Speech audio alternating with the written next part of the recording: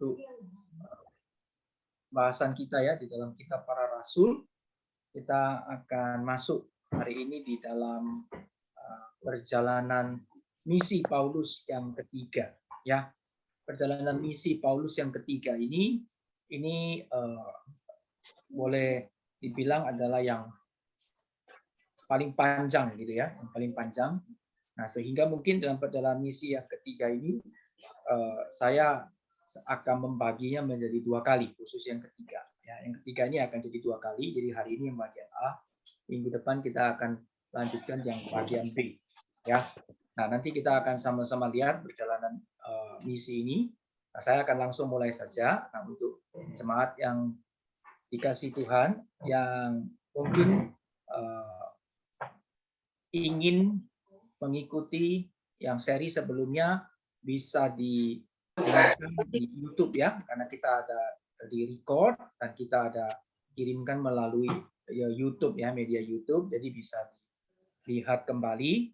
Nanti bisa minta linknya kepada Pak Richard ya, atau ketik saja YouTube Departemen Misi gitu ya, GKKA ITMS. Jadi Departemen Misi GKKA ITMS jadi akan keluar ya. Kalau lebih lebih spesifik lagi kasih judulnya, mungkin akan lebih langsung keluar yang diinginkan. Oke, mungkin itu saja sebagai pembuka. Kita akan langsung masuk ya untuk pembahasan hari ini. Baik, saya akan share screen-nya. Oke, ini ya sudah muncul ya Pak Richard ya. Oke, nah baik, saya besarkan dulu. Nah ini ya. Nah, hari ini kita akan lihat ya. Ini adalah brosur kita untuk 2 pertemuan mendatang ya. Ini yang pertama. Nah, kemudian nanti kita akan lanjutkan bagian B-nya untuk bagian yang kedua. Hari ini kita akan masuk bagian A. Ini seperti biasa kita akan review sebentar. Ya, ini adalah kita review ya untuk perjalanan misi daripada Paulus yang kedua ya, mission trip Paulus yang kedua. Nah, ini di dalam rangka itu ya, perintah Tuhan digenapi.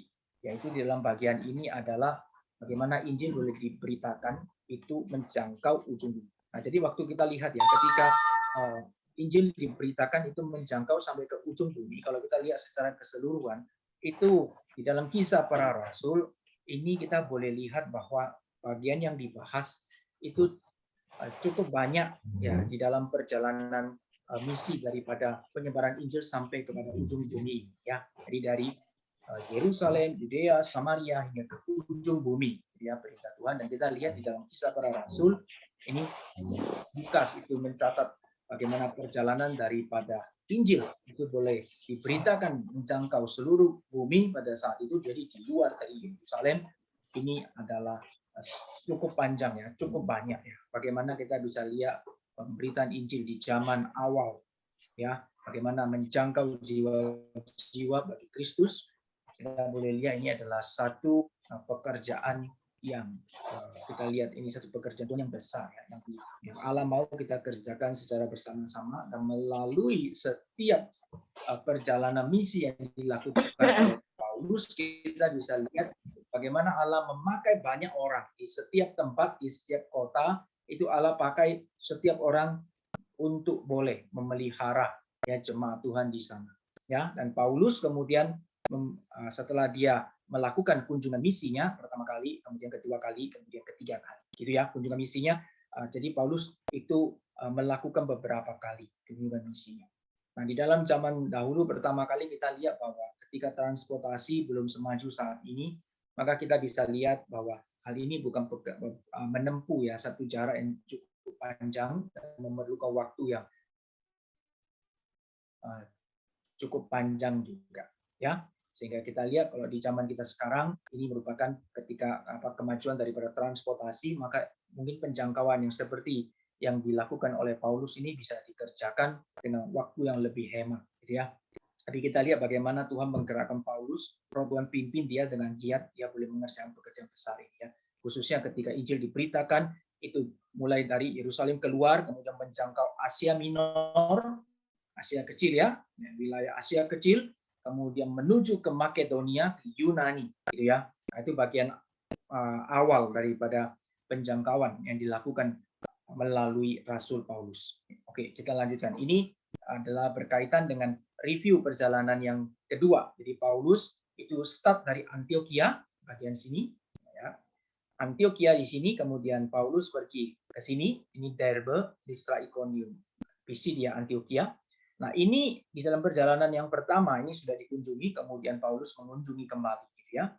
Lalu kemudian Paulus berjalan menuju ke ini daerah sini ke Troas, lalu dia menyeberang ke Makedonia, kota pertama adalah Filipi, lalu menuju kepada Tesalonika, lalu dia di Berea, lalu kemudian dari Berea ya di sana bagaimana ada sambutan yang baik dari orang-orang jemaat di Berea ya, di sana mereka menyambut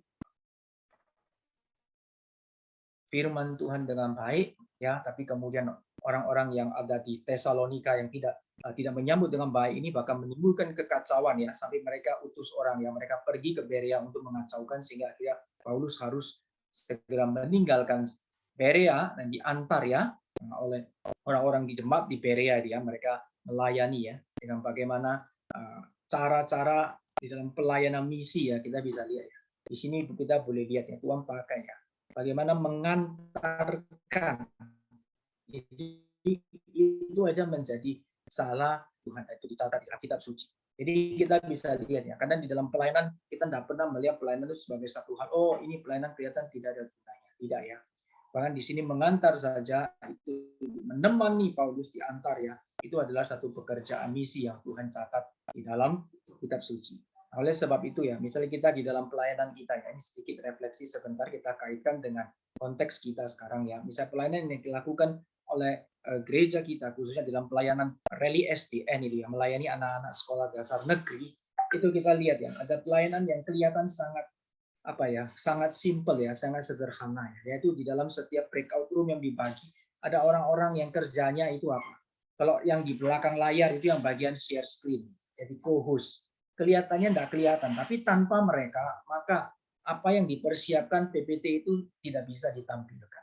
Itu orang-orang yang tidak kelihatan, tetapi mereka ada di belakang layar, mereka mengerjakan. Lalu ada apa? Ada orang-orang yang setia melakukan absensi. Ya, untuk apa sih absensi? Perlu tadi absensi, tidak ada pun kelihatannya tidak apa-apa kok, gitu. Apa hubungannya? Tapi kita bisa lihat setiap detil-detil kecil yang kita boleh lakukan untuk Tuhan, itu Alkitab memproklamasikan. Kita belajarnya dari perjalanan misi yang dilakukan oleh Paulus dan Roh Kudus mau itu dicatat. Ada orang-orang yang boleh menemani Paulus bagaimana mengantar dia sampai kepada Athena, lalu dia pulang lagi ya ke sana ya. Nah, kemudian dari Athena, kemudian Paulus kemudian menunggu beberapa tim ya. Dari sana dia ada Timotius ya dan beberapa rekan lainnya untuk menyusul. Mereka akhirnya ketemu di Korintus. Dari Korintus mereka menyeberang pergi Efesus. Di Korintus mereka berjumlah menemukan ini bertemu dengan ada murid dan namanya Aquila dan Priscilla, dan kemudian Paulus membawa Aquila dan Priscilla ini ke Efesus. Dan mereka tinggal di Efesus ya. Untuk apa? Untuk boleh mengajar, untuk boleh menguatkan jemaat Tuhan, murid-murid Tuhan yang ada di Efesus. Dari sana Aquila Priscilla ditinggal di Efesus, Paulus melanjutkan perjalanan dia kembali ke Kaisarea, lalu kemudian nanti dia kembali lagi ke Antioquia. Ya. Nah, kita bisa lihat itu perjalanan yang kedua. Ya, di dalam perjalanan itu kita sudah lihat di minggu lalu ada tokoh-tokoh yang mungkin jarang kita kenal dan itu muncul ya. Kita bisa lihat kembali nanti di sana ada perlawanan dan pertentangan yang dilakukan, dan kita bisa lihat bagaimana Paulus itu dengan model pelayanan misi itu menjadi contoh untuk kita sekarang mengerjakannya. Paulus dari satu kota ke kota lain. Paulus ingat dia masuk kemana dulu? Dia cari rumah ibadah. Dia cari di mana di sana ada orang-orang yang mau menyambut firman Tuhan, mau menyambut Kristus, mau menyambut Paulus. Dia mulai dari sana. Ya, setelah itu baru dia pelan-pelan dia menjangkau jiwa-jiwa yang ada di kota itu, lalu kemudian sampai kepada orang-orang yang benar-benar tidak mengenal Tuhan. Nah, kita bisa lihat dan bagaimana di dalam bagian ini kita belajar. Kalau kita dalam pelayanan misi, kita boleh belajar menjangkau dengan metode yang demikian. Ya, oke, baik, ini di dalam review, di dalam mission trip Paulus yang kedua. Nah, sekarang kita akan lanjutkan dari mission trip Paulus yang ketiga. Ya, sekarang kita mulai ya. setelah Paulus kembali di Antioquia. Apa yang dia lakukan di Antioquia? Kita akan lihat ya, dia tinggal di Antioquia beberapa hari. Ya, Paulus tinggal di sana beberapa hari. Jadi tidak lama ya. Jadi setelah mission trip yang kedua sampai di Antioquia, dia tinggal di sana beberapa hari. Dia men-sharingkan perjalanan di sana, yang bersaksi, ya. Kemudian lalu apa yang dia lanjutkan? Dia kemudian mulai lagi pelayanan misinya yang selanjutnya, yang disebut adalah pelayanan misi yang ketiga. Apa yang dia lakukan? Sama. Dia mengunjungi kembali seluruh tanah Galatia dan Frigia untuk meneguhkan hati semua. Nah, di sini kunci penting ya. Kita kadang lihat ya, di dalam pelayanan misi ya, kita lihat dari apa yang dicatat di dalam kitab suci melalui Paulus, kita bisa lihat itu ada satu proses yang sebenarnya itu apa? Terus mengunjungi, terus dilakukan, terus setia. Itu namanya adalah bukan cuma memberitakan, tetapi kita mengajar, ya, kita memaintain, merawat begitu ya. Nah, jadi Paulus ini mengunjungi kembali. Nah, ini menjadi satu pola pelayanan misi yang seharusnya yang kita teladani. Jadi bukan cuma pergi sekali, tapi kita pergi lagi, nanti kita kunjungi lagi. Nah, kadang-kadang kita pikir itu kan sudah pernah, apa yang kita pergi lagi? Ya, kita kunjungi yang lain. Tidak ya, kita kunjungi itu, kita kerjakan itu. Sampai ada kesempatan Tuhan bukakan yang baru, nah kita pergi lagi buka yang baru. Tapi kalau misalnya belum ada, ya kita kerjain. Nah, oleh sebab itu sampai nanti ada hadir ya jemaat Tuhan di sana. Itu setiap pelayanan itu namanya apa ya? Dalam satu waktu tertentu, dari tidak ada murid Tuhan, lalu ada murid Tuhan, lalu kemudian bertambah banyak. Mungkin di sana mulai ada, kalau kita sebut itu gereja, mulai ada jemaat Tuhan di sana. Nah, setelah jemaat Tuhan hadir di sana, biasanya banyak orang itu berhenti stuck, nggak kemana-mana lagi. Nah, ini kita belajar tidak demikian. Setelah harusnya dari tidak ada, lalu kemudian ada jemaat Tuhan di sana. Nah, ini seharusnya jemaat yang ada bersama-sama mendukung lagi pelayanan berikutnya. Ayo, ada kemungkinan apa? Utus lagi orang. Pergi lagi melayani makin besar, makin besar, makin besar. Sampai satu sukacita di satu jemaat di-sharingkan kepada jemaat yang lain. Ya, nah ini adalah satu prinsip di dalam pelayanan misi. Nah, kita bisa belajar ya. Nah, setiap kali ada pekerjaan misi kita kerjakan, jangan lupa sharing. Ya, saya mendorong Bapak Ibu yang ada yang mengikuti kelas ini Bible class, yang sudah mengikuti pelayanan misi, jangan lupa untuk selalu men-sharingkan apa yang Tuhan boleh berkati ya di dalam pelayanan misi yang saudara lakukan. Saya percaya ketika kita dengan sungguh-sungguh boleh mentaati dan mengerjakan semua bagi Tuhan, di sana pasti Tuhan memberkati dan Tuhan menggerakkan kita. Ya, dan di situ ada sharing dibagi. Paulus pun demikian. Seluruh rekan-rekan kerja Paulus pun demikian. Dia men-sharingkan apa yang Paulus boleh, apa yang mereka pimpinan Tuhan dalam hidup mereka, dalam pelayanan mereka. Ya, nah, dalam bagian ini saya juga ingin men-sharingkannya. Saya juga mendorong mungkin rekan-rekan lain ada kesempatan juga sharingkan ya apa yang kita rasakan secara pribadi yang Tuhan boleh beritakan ya, yang boleh Tuhan gerakkan kita ya. Nah, misalnya tadi juga saya yang barusan ini memang pelayanan misi yang ke Tengger tadi bisa di-sharingkan oleh Jenny ya. Saya sharing juga sedikit. Yang bagi saya adalah saya melihat penyertaan Tuhan itu dari apa? Dari hal yang menurut kita mungkin itu simple dan sederhana. Ya, saya selalu bilang doakan. Bapak Ibu sekalian doakan. Nah, doakan. Nah, setelah berdoa, saya mau sharingkan kuasa doa yang Bapak Ibu lakukan, yang dukung di dalam doa, itu tidak pernah sia-sia. Ya, jadi kita mungkin tidak bisa pergi ya, tapi kalau hati kita ada untuk Tuhan, kita berdoa. Tapi jangan dibalik ya. Oh, kalau gitu saya doa saja, tidak usah pergi. Nah, ini juga satu kesalahan besar ya. Ada kesempatan beranikan diri pergi. Ya, bukan berarti kalau nggak pergi, terus kita tidak berdoa, bukan ya, itu tidak boleh dibolak-balik seperti itu. Maksudnya gini, kalau memang kemungkinan belum bisa pergi, hati melayani itu kita doa, itu tidak sia-sia. Tapi kalau ada kemungkinan, ada kesempatan kita ikut melayani Tuhan, kemana yang Tuhan boleh utus kita pergi ke sana, ya, ada terlibat melayani dalam pekerjaan misi. Nah, tidak sia-sia. Tuhan menyertai. Saya yang pergi melayani, saya boleh merasakan penyertaan. Kalau tidak ada Tuhan yang kasih, tidak ada Tuhan yang tolong, bagaimana itu bisa terjadi? Ya, jadi kita bisa lihat mulai pelayanan misi dengan apa? Dengan sandar Tuhan dan kita percaya Tuhan pasti itu menyertai. Dan bagaimana pergi dan bagaimana pulang kita ingat untuk menyaksikan apa? Kemuliaan Tuhan, bukan kita. Sehingga mendorong umat Tuhan apa? Untuk setia. Pertama, setia kenapa? Tuhanku hidup. Dua, bersukacita Karena yang sudah melayani melalui doa, lihat, wah, doaku itu boleh ya. Ketika saya doa sesuai kehendak Tuhan, Tuhan itu memperhatikan. Yang ketiga apa? Mendorong kita terus hidup di dalam firman Tuhan dan melakukan firman Tuhan. Ya, oke. Oleh sebab itu Paulus tidak tunda-tunda ya. Ketika kedua kembali sana, istirahat sebentar, kira-kira gitu mungkin ya, beberapa hari. Lanjut lagi karena dia merasa urgensi, penting sekali untuk pergi memelihara iman jemaat Tuhan yang ada di Asia Kecil, Makedonia sampai kepada Yunani. Nah, ini adalah satu hati apa ya, seorang percaya, seorang umat Tuhan ya, itu yang mencintai pekerjaan Tuhan. Ya, marilah kita menjadi hamba-hamba Tuhan yang mencintai pekerjaan Tuhan. Ya, ada hamba Tuhan yang khusus panggilan penuh waktu gitu ya. Tapi kita semua hamba Tuhan. Kita bisa melakukan bagian kita ya, sesuai dengan yang Tuhan berikan pada kita. Tapi kita mencintai pekerjaan Tuhan, itu poin. Dan waktu pergi ya, itu untuk apa? Kembali meneguhkan. Kembali meneguhkan. Kedatangan kita ya, waktu datang ke satu tempat, itu meneguhkan hati jemaat Tuhan. Jemaat Tuhan yang ada ya, dalam pekerjaan misi, mereka ada di pelayanan yang di tempat yang mereka mungkin jemaat tidak banyak, di tengah-tengah minoritas. Kedatangan kita itu apa? Meneguhkan hati mereka. Mereka boleh bersaksi, kami dikuatkan, kami diteguhkan, kami mau hidup setia, kami janji ya untuk boleh melayani Tuhan. Nah, itu komitmen-komitmen yang diberikan ya di dalam pelayanan. Jadi hal-hal seperti ini ketika kami melayani, ketika saya membawa tim misi pergi melayani, ya pergi ke daerah-daerah begitu dalam penginjilan begitu. Mereka menyaksikan ya umat Tuhan pada akhirnya mereka lihat kami diteguhkan. Terima kasih ya, kami sungguh dikuatkan. Kami janji kami mau komitmen terus hidup bagi Tuhan dan memberitakan Injil Tuhan. Ya meskipun susah kami tetap setia.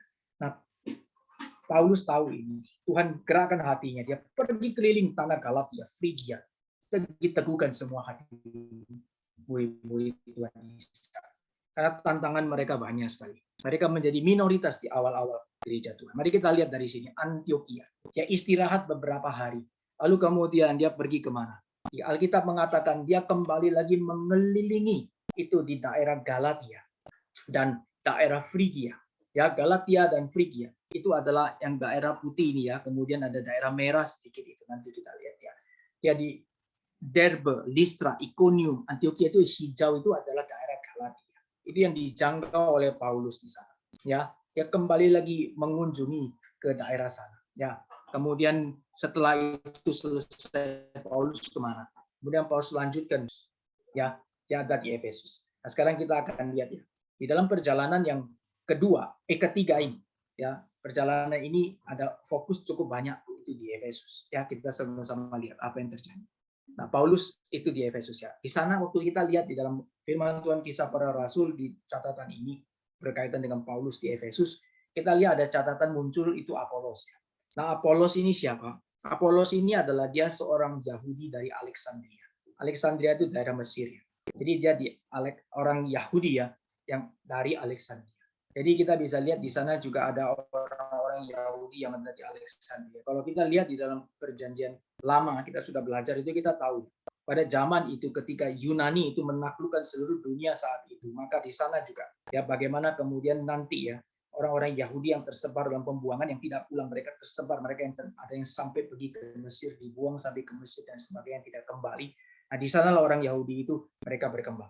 Nah, dari sini kita bisa lihat kenapa kok di Alexandria ada orang Yahudi. Ya karena itu. Ya oleh sebab itu ketika kita belajar seluruh kitab suci dari awal, kita waktu baca dalam satu bagian kita punya gambaran paling tidak ya, kita tahu dari mana itu ya, sehingga kita bisa melihat bagaimana penyebaran orang-orang Yahudi yang Tuhan sudah kerjakan terlebih dahulu itu ada di seluruh dunia. Itu sudah ada di seluruh dunia, di dunia pada zaman itu ya, dunia internasional pada saat itu. Sehingga pada waktunya tiba itu ya, Injil Tuhan diberitakan ya, itu kita boleh lihat itu sudah Tuhan siapkan semua ya. Sehingga waktu kita belajar ya, pada saat itu di dalam masa 400 tahun itu ya, di dalam masa sebelum masuk perjanjian baru, di mana Roma berkembang dengan pesat, yang kemudian kita bisa lihat ada satu simbol Pax Romana itu ya. Ya, bagaimana itu semua berkembang dengan pesat, jalan-jalan dibangun menghubungkan seluruh kota dan seluruh Roma itu maju ya. Semua bahasa itu bisa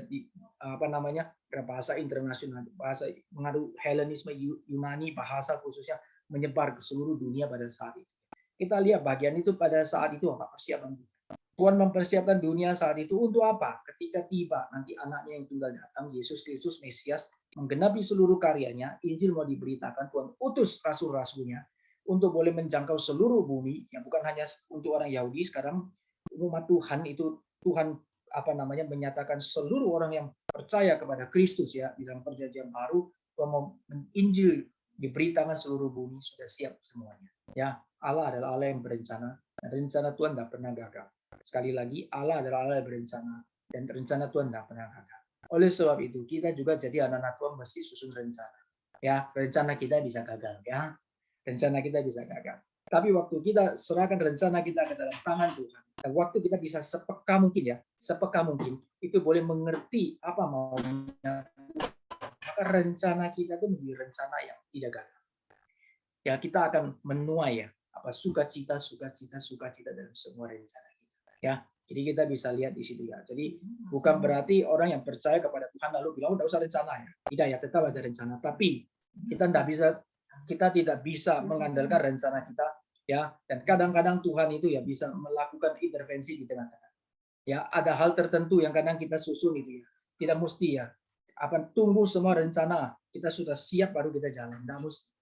Ya, Paulus kalau tunggu susun rencana semua jalan, itu mungkin tidak jalan-jalan. Tapi Paulus taat ya. Tuhan bilang beritakan Injil, segera pergi. Pergi mana? Doa, Tuhan pimpin mana. Maka pada saat kita bisa lihat ya. Itu dari pertama kali saya sudah jelaskan. Saya ulang sedikit. Ya, bagaimana Paulus lihat pertama kali. Ayo kita pergi dulu ke Siprus. Ya, roh Tuhan pimpin dia ke Siprus. Dari Siprus dia pergi keliling, kemudian kembali. Ya, lalu yang kedua dia pergi jalan lagi keliling ke tempat yang sudah ada. Sambil Tuhan pimpin. Sekarang pergi Makedonia, baru dia seberang ke Makedonia. Satu-satu Tuhan bukain rencana. Ya, nah Paulus gak tunggu dulu Tuhan, tolong kasih planning lengkap. Planningnya lengkap apa? Tolong kasih tahu saya perjalanan misi yang pertama kemana, kedua kemana, ketiga kemana. Saya pikir baik-baik, seluruh tantangan bagaimana saya hitung kos baru saya jalan. Tidak, Bapak Ibu sekalian. Pekerjaan Tuhan itu beda, karena kita mengandalkan Tuhan. Tapi Tuhan bukan tidak buka jalan. Tuhan pasti kasih tahu rencananya. Tapi Tuhan mau kita taat. Perhatikan Abraham. Itu dari sejak perjanjian lama sudah demikian. Kasih tahu ada rencana enggak? Tuhan bagi Abraham. Ada. Tapi bagaimana? Tuhan bilang, Abraham kamu pergi dari negerimu. Pergilah kemana? Keluar dari negerimu. Pergi ke tempat atau negeri yang akan kutunjukkan kepada. Kita lihat itu semuanya apa? Kita lihat ada rencana ada. Tetapi kita lihat tidak semua itu jelas. Tapi yang pasti Abraham tahu mesti keluar. Keluar dari negeri kemana? Dia cuma tahu jalan keluar dari negerinya pasti ke satu arah ke sana. Dia jalan aja ke sana. Tuhan pimpin satu-satu. Tuhan pimpin satu-satu. Sampai akhirnya dari Abraham Tuhan berkati ya kasih keturunan Ishak 12 suku Israel yang menjadi bangsa yang besar ya semua Tuhan sudah siapkan. Nah oleh sebab itu di dalam hidup kita pun sama ya kita bisa lihat dari seluruh hal itu akan memimpin Tuhan akan pimpin ya dan Tuhan akan panggil setiap kita sesuai dengan rencananya. Nah dengan demikian kita lihat bagaimana ketika dalam hal ini pun sama ketika orang Yahudi itu boleh tersebar ke seluruh dunia termasuk saat itu ada di Mesir maka Tuhan sudah siapkan. Nanti Tuhan akan pakai satu orang dari Alexandria namanya Apolos. Ya, maka Apolos dipanggil Tuhan pada saat waktu Tuhan sudah tiba, maka Tuhan panggil di sana muncul Apolos.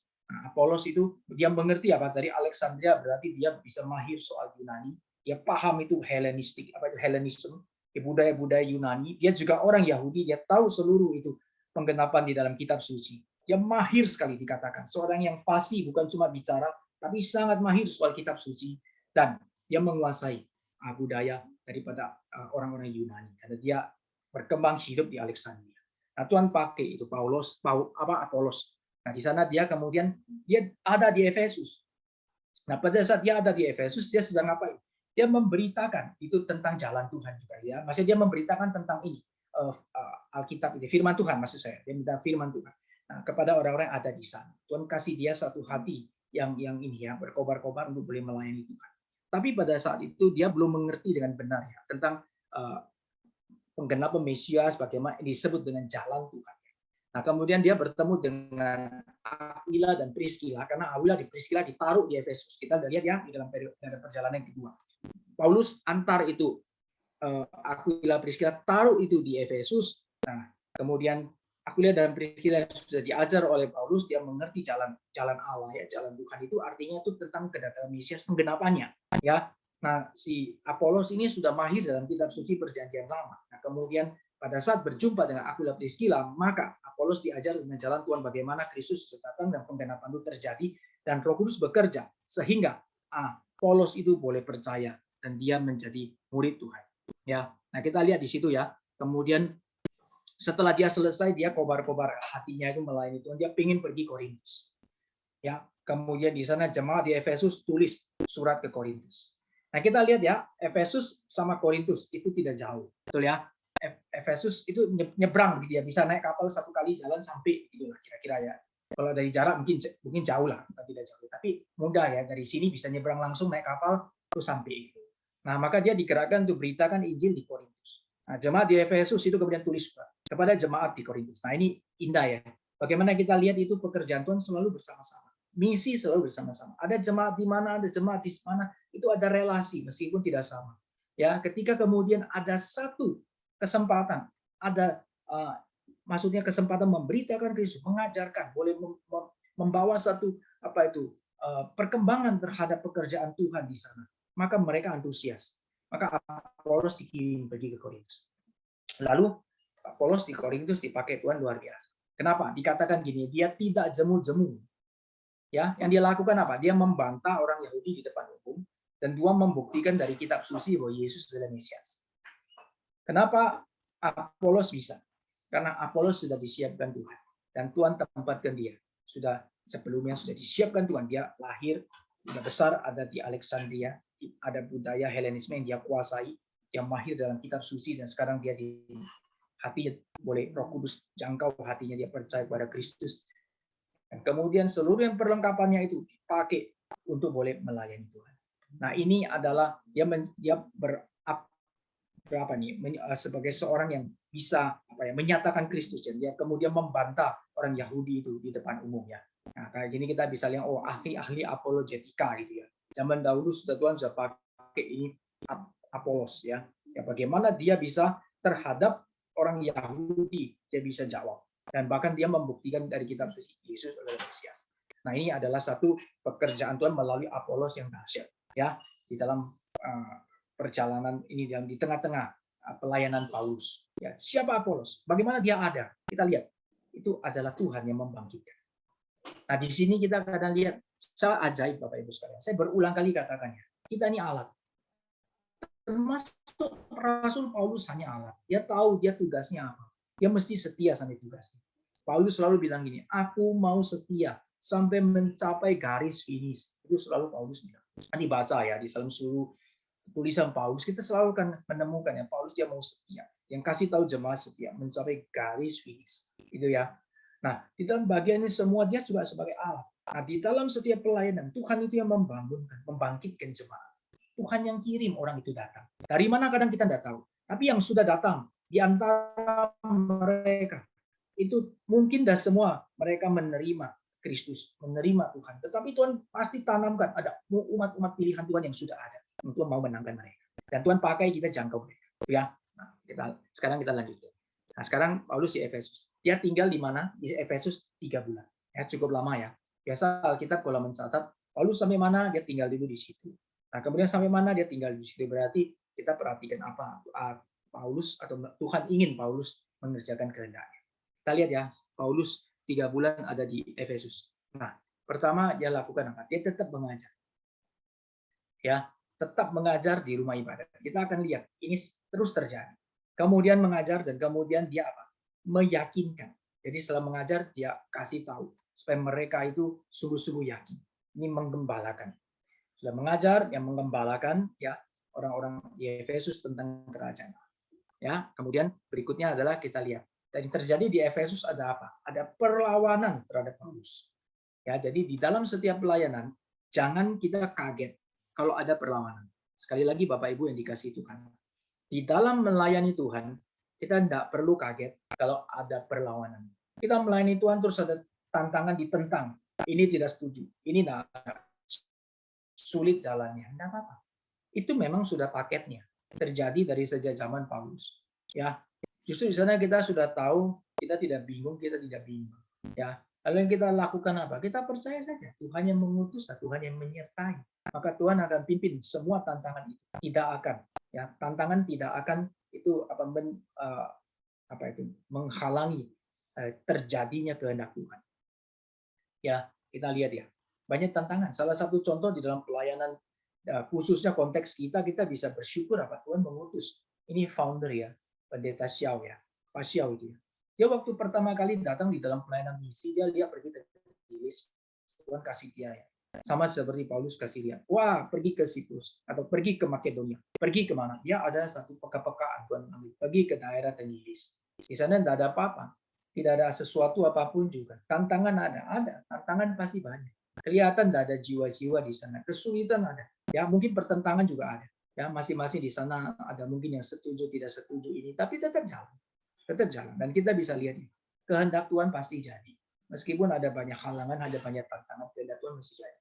Ya, dan hari ini kita bisa lihat bagaimana Tuhan memberkati hamba-Nya dan Tuhan mengkonfirmasi bahwa ini adalah hamba-Nya. Ya, ini hambaku yang setia. Ya, Pak Xiao hamba Tuhan yang setia sampai akhir hidupnya. Tuhan mengkonfirmasi dengan bagaimana ada umat Tuhan yang boleh kemudian Tuhan pimpin masuk di dalam kerajaan-Nya. Ya, sama. Di mana ada kesetiaan, ada perlawanan itu terjadi, itu kita lihat lumrah. Jadi menjadi anak Tuhan melayani kita tidak perlu menjadi takut dan kemudian membuat iman kita menjadi goyah. Ada tantangan, kita sudah semakin berserah kepada Tuhan. Berdoa, ya, banyak berdoa. Ada tantangan justru doa. Terus banyak doa, maka Tuhan akan memberikan penyertaan. Siapa yang melawan Paulus? Orang yang tegar hati. Dari zaman perjanjian lama sampai zaman perjanjian baru, sampai hari ini itu sama. Semua yang melawan itu dikatakan itu tegar hati. Kalau orang Israel itu namanya tegar tengkuk, ya, keras kepala ya, tegar tengkuk. Tapi ini hatinya, ya, hatinya itu mereka memang sudah dikeraskan, ya, sudah mengeraskan hati. Siapa yang mengeraskan hati?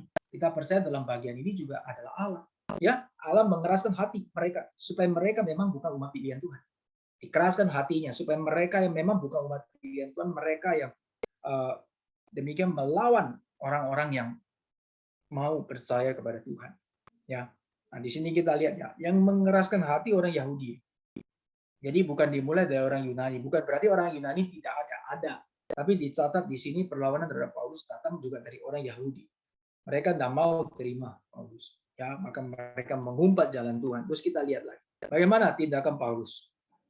Apakah Paulus mundur? Apakah Paulus kemudian, oh ya sudahlah, bagaimanalah saya turut kamu lah. Atau Paulus kemudian menyerah. Ya, bagaimana? Nah, Paulus kita lihat ya. Paulus meninggalkan mereka. Ya, itu bahasa kita mengepaskan debu, mengibaskan debu. Tinggalkan mereka. Kamu udah terima ya, ya sudah ditinggalkan. Kita tidak perlu terlalu banyak, misalnya kita dalam pelayanan kita kemudian memberikan tantangan ya. Kemudian kita lihat, oh dari seluruh pelayanan kita, oh tidak ada yang mau terima, tidak apa-apa. Yang tidak mau terima ya tinggalkan. Ya, karena kita percaya Roh Kudus yang akan menggerakkan. Kalau tidak digerakkan, kita pun tidak bisa apa-apa.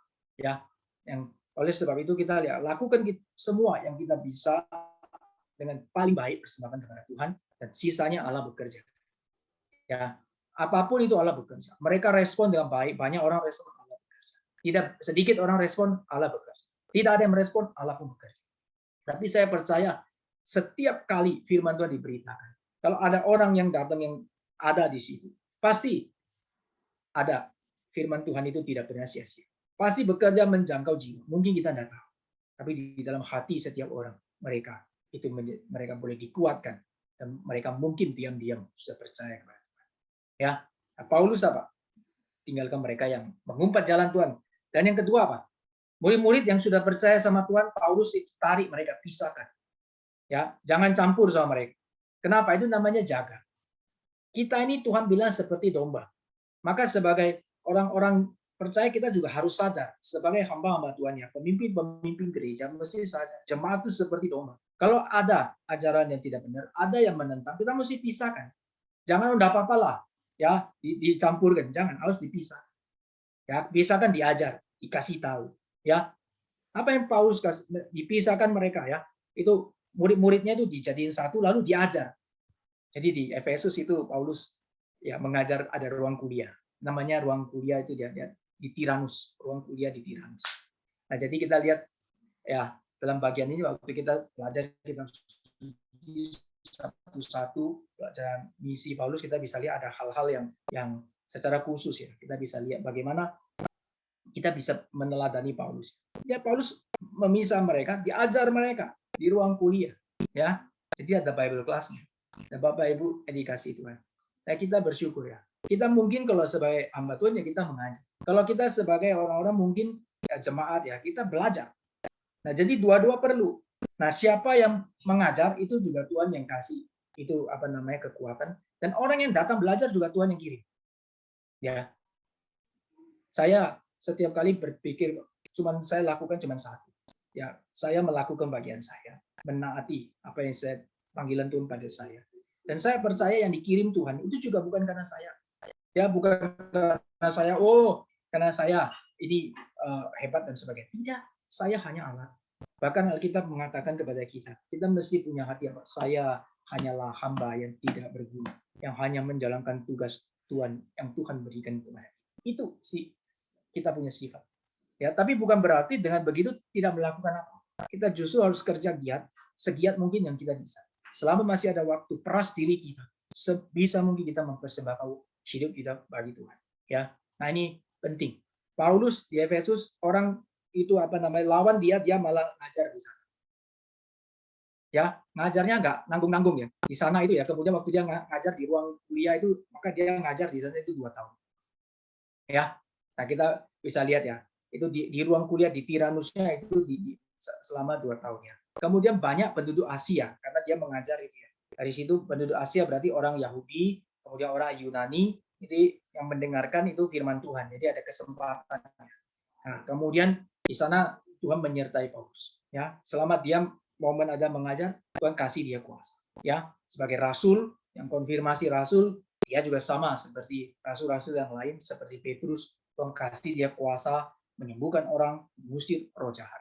Ya, jadi di sini kita melihat bagaimana kuasa Tuhan selalu menyertai. Selalu, Bapak Ibu sekalian. Kalau kita melakukan pekerjaan Tuhan, kuasa Tuhan itu pasti tidak moga-moga, selalu menyertai.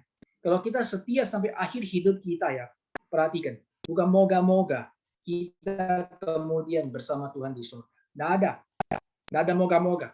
Sekali lagi, kalau kita setia ikut Tuhan, maka kuasa Tuhan, kehendak Tuhan, itu pasti yang dinyatakan dalam kitab suci. Setia sampai akhir, maka kita pasti bersama Tuhan di surga. Amin. Nah, ini adalah satu hal yang kita biar setiap kita ya, termasuk saya terus diteguhkan. Dalam suasana bagaimana, keadaan bagaimana, kita kuat. Ya, karena kita hidup jalan di dunia ini ada masanya. Ya, seperti gelas jam pasir itu ya. Kalau jam pasir itu kelihatan. Kalau jam biasa mungkin kita sulit kelihatan karena dia putar begini terus.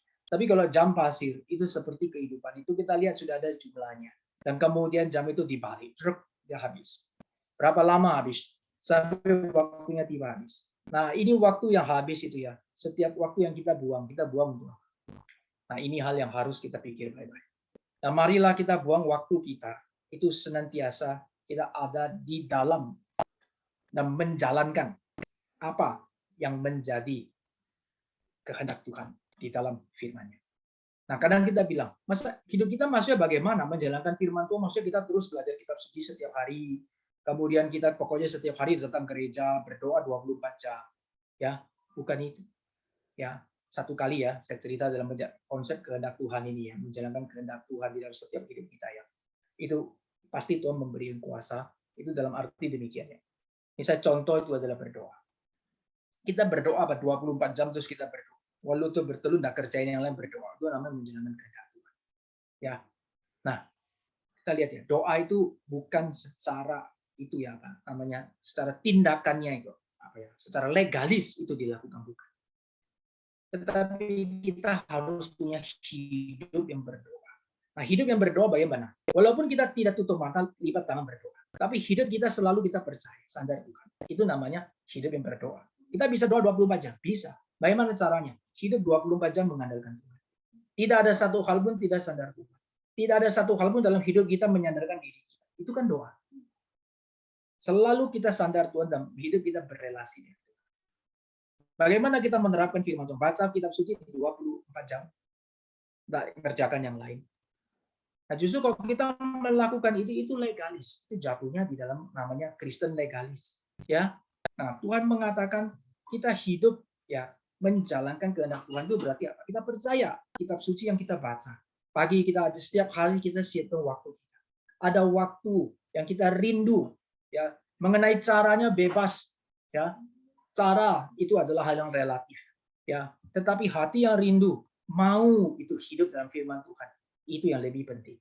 Ya, orang-orang ahli Taurat itu ditegur Tuhan Yesus karena mereka itu nggak ngerti prinsip. Ya, mereka kira mereka melakukan seluruh tata cara itu sudah cukup. Tidak, hatinya tidak ada dalam firman Tuhan buat apa. Hanya melakukan firman Tuhan sebagai apa itu legalis supaya dilihat orang, supaya kelihatan saleh, supaya bagus, itu percuma. Lebih baik kita yang benar bagaimana? Kita baca firman Tuhan, lalu kita melakukannya dalam hidup ini. Kita percaya kalau Tuhan berkata, jangan khawatir, ya itu burung pipit loh Tuhan pelihara. Bunga itu di padang Tuhan dandani. Ya hidupmu berharga, jangan khawatir. Kita percaya Tuhan, aku tidak khawatir. Bisnisku lagi sepi, aku keliling dan dapat order. Tuhan, saya punya omset atau bisnis lagi sepi. Saya percaya Tuhan, saya tetap kerja, saya lakukan, saya percaya Tuhan tetap pelihara. Tuhan buka jalan, Tuhan pimpin. Berikan saya hikmat boleh mengerti, tapi saya mau belajar sandar Tuhan. Nah, ini kita menerapkan firman Tuhan sepanjang hidup kita, sepanjang hari kita. Saya sakit mungkin ya, kita sakit. Ya, kita lihat Tuhan, saya sakit. Tuhan bilang, kita sandar Tuhan, jangan khawatir. Kita terapkan firman Tuhan apa? Kita berdoa, Tuhan kau pelihara hidup. Kalau aku boleh sembuh, puji Tuhan. Kalau saya tidak sembuh, Tuhan pakai hidup saya supaya jadi bisa menguatkan banyak orang. Puji Tuhan. Nah, ini namanya menerapkan firman Tuhan. Ya, nah inilah kiranya hal-hal seperti ini ya. Itu boleh kita pahami. Dan waktu kita melakukan ya, Bapak Ibu yang dikasih Tuhan, maka Tuhan akan menyertai kita dan kuasa Tuhan itu hadir di dalam hidup kita. Ya, ya kita harus minta hikmat Tuhan untuk boleh menjalani sampai. Nah, kita lihat bagaimana Paulus di dalam perjalanannya di Efesus ada tantangan, dia bagaimana setia, dia bagaimana kerjakan itu kehendak Tuhan, dia tetap melakukan bagiannya bertanggung jawab. Sehingga di sana Tuhan menyertai pekerjaan misi Paulus di daerah di Asia sana ya. Itu boleh makin hari banyak orang dibawa kepada Tuhan. Baik. Nah, kemudian di Efesus ini juga muncul ini anak-anak Skewa. Ini kita pernah dengar ya. Lalu kalau kita ditanya, siapa anak-anak Skewa? Ya, mungkin kita pikir, saya pernah dengar sih Pak, tapi sebagian ada yang lupa. Anak-anak Skewa itu siapa? Gitu kan? Nah, kita langsung aja. Anak-anak Skewa itu siapa? Mereka itu adalah tukang jampi ya, tapi pakai nama Tuhan Yesus mau mengusir setan. Ya, mau tiru-tiru Paulus ya. Mereka itu ada melakukan orang Yahudi ya, anak-anak Skewa. Skewa itu namanya seorang imam besar, ya, imam kepala maksudnya. Sorry, imam kepala di Yahudi, namanya Skewa. Ya, nah jadi dia punya anak-anak, 7 orang anak. Nah ini anaknya imam loh, tapi melakukan praktek sihir gitu ya, tukang jampi ya, sihir itu. Nah lalu dia Paulus ya bisa usir setan pakai dalam nama Tuhan Yesus. Mereka pun itu pikir kami juga bisa lah, gampang lah, ya. Ayo kita juga usir setan. Ketemu yang ada setan, dia datang, ya lalu dia usir setan pakai nama Tuhan Yesus. Dan mereka apa akibatnya? Anak-anak Skewa dipermalukan oleh roh jahat. Ya, coba saya minta satu orang baca Kisah 19 ayat 15 sampai 16. Saya minta salah satu siapa yang sudah ketemu langsung baca. Boleh? Kisah 19 ayat 15 sampai 16. Siapa saja buka Alkitab, sudah ketemu langsung baca.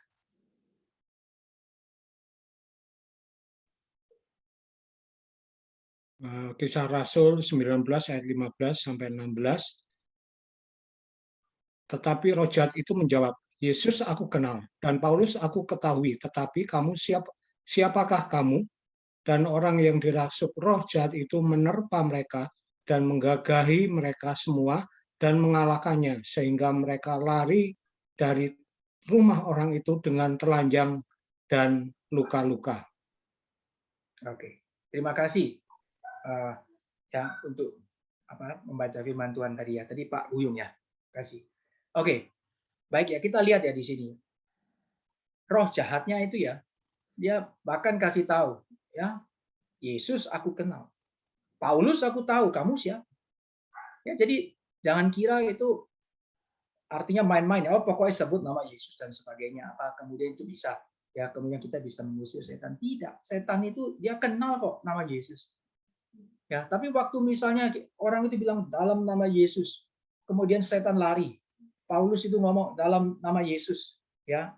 Kemudian setan lari. Petrus juga bilang dalam nama Yesus, dia melakukan segala pekerjaan Tuhan yang dahsyat. Itu karena apa? Apakah karena Petrus, karena Paulus? Ya, bagaimana kita bisa melihat hal ini? Ya, nama Yesus memang berkuasa. Ya, tetapi kalau orang itu tidak ada relasi dengan nama itu, maka tidak ada kuasanya. Tidak ada kuasa menyertai mereka. Nah, oleh sebab itu, sejak perjanjian lama Tuhan sudah bilang, jangan sebut nama Tuhan Allahmu dengan sembarangan. Tapi kalau kita itu percaya sungguh-sungguh, dan kita itu adalah orang percaya sungguh-sungguh, bahkan kita bukan hamba Tuhan ya, kita orang biasa saja, jemaat Tuhan biasa saja. Tapi kita sungguh-sungguh percaya sama Tuhan, dan kita bersandar kepada nama itu, maka waktu kita sebut ya dalam nama Yesus itu ada kuasa. Ya, nah di sini kita lihat bagaimana kita menyatakan ya, ini aneh-aneh juga ya, macam-macam dalam pelayanan ada seperti ini. Hari ini ada nggak? Ada, ya macam-macam. Kalau di dalam pelayanan yang agak primitif tepatnya, yang banyak dukun-dukunnya, yang pakai kekuatan jahat, roh jahat itu ya, daerah-daerah yang agak apa namanya belum maju gitu ya.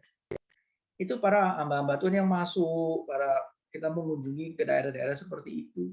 Yang mereka dukun-dukun di sana pasti berusaha mencoba. Ya, mencoba apa? Untuk supaya coba kita lihat ilmunya kuat mana, kan gitu ya. Nah, tapi kita bisa lihat bagaimana orang-orang yang sungguh-sungguh percaya kepada Tuhan, Tuhan melindungi mereka.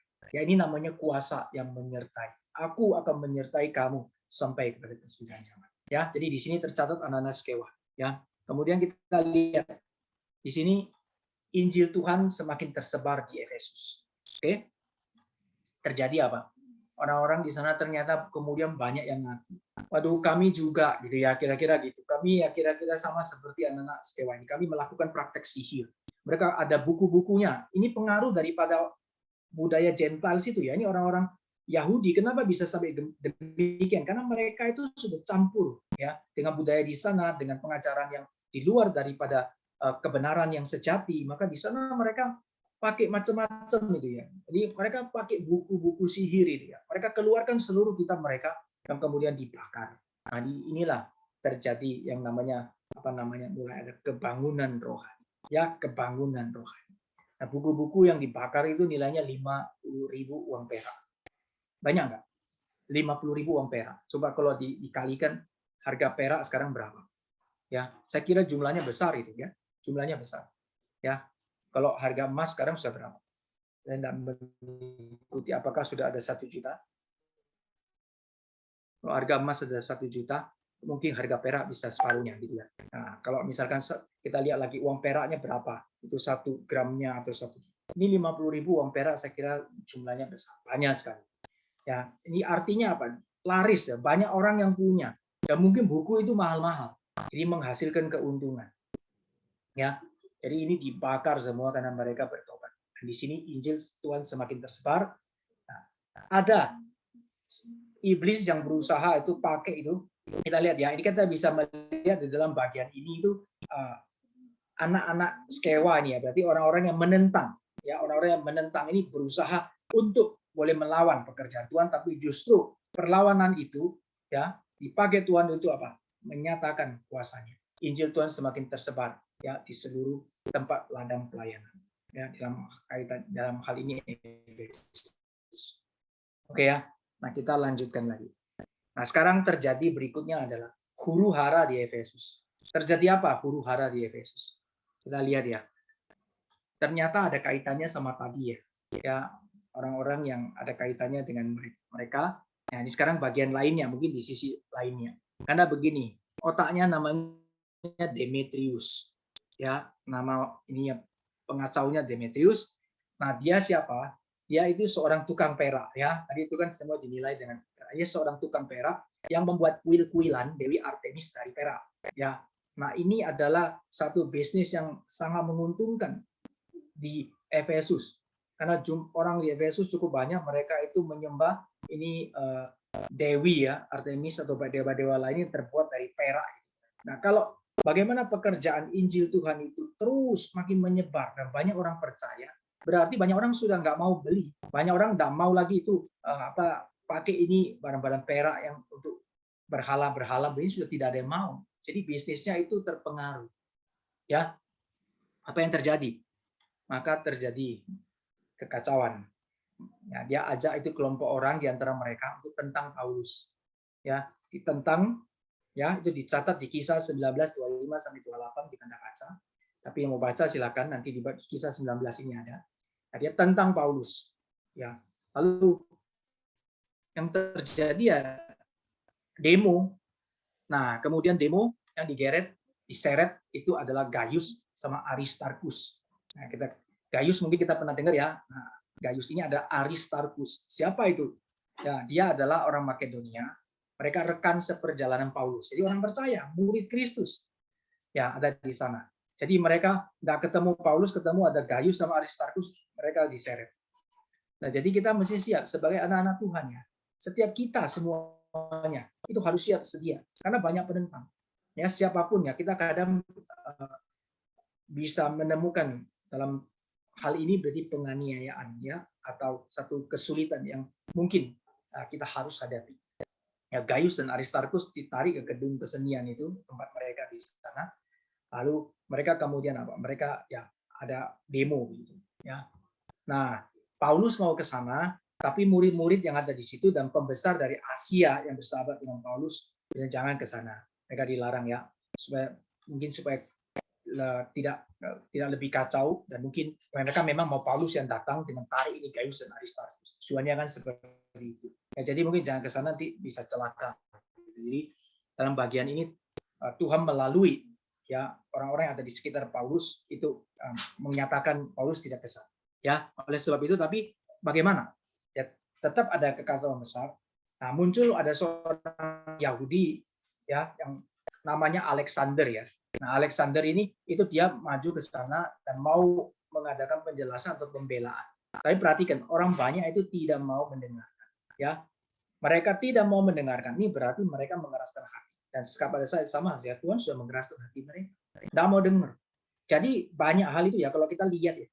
Ketika pekerjaan Tuhan ditentang, ketika Injil Tuhan ditentang, itu sudah memang pada dasarnya ditentang.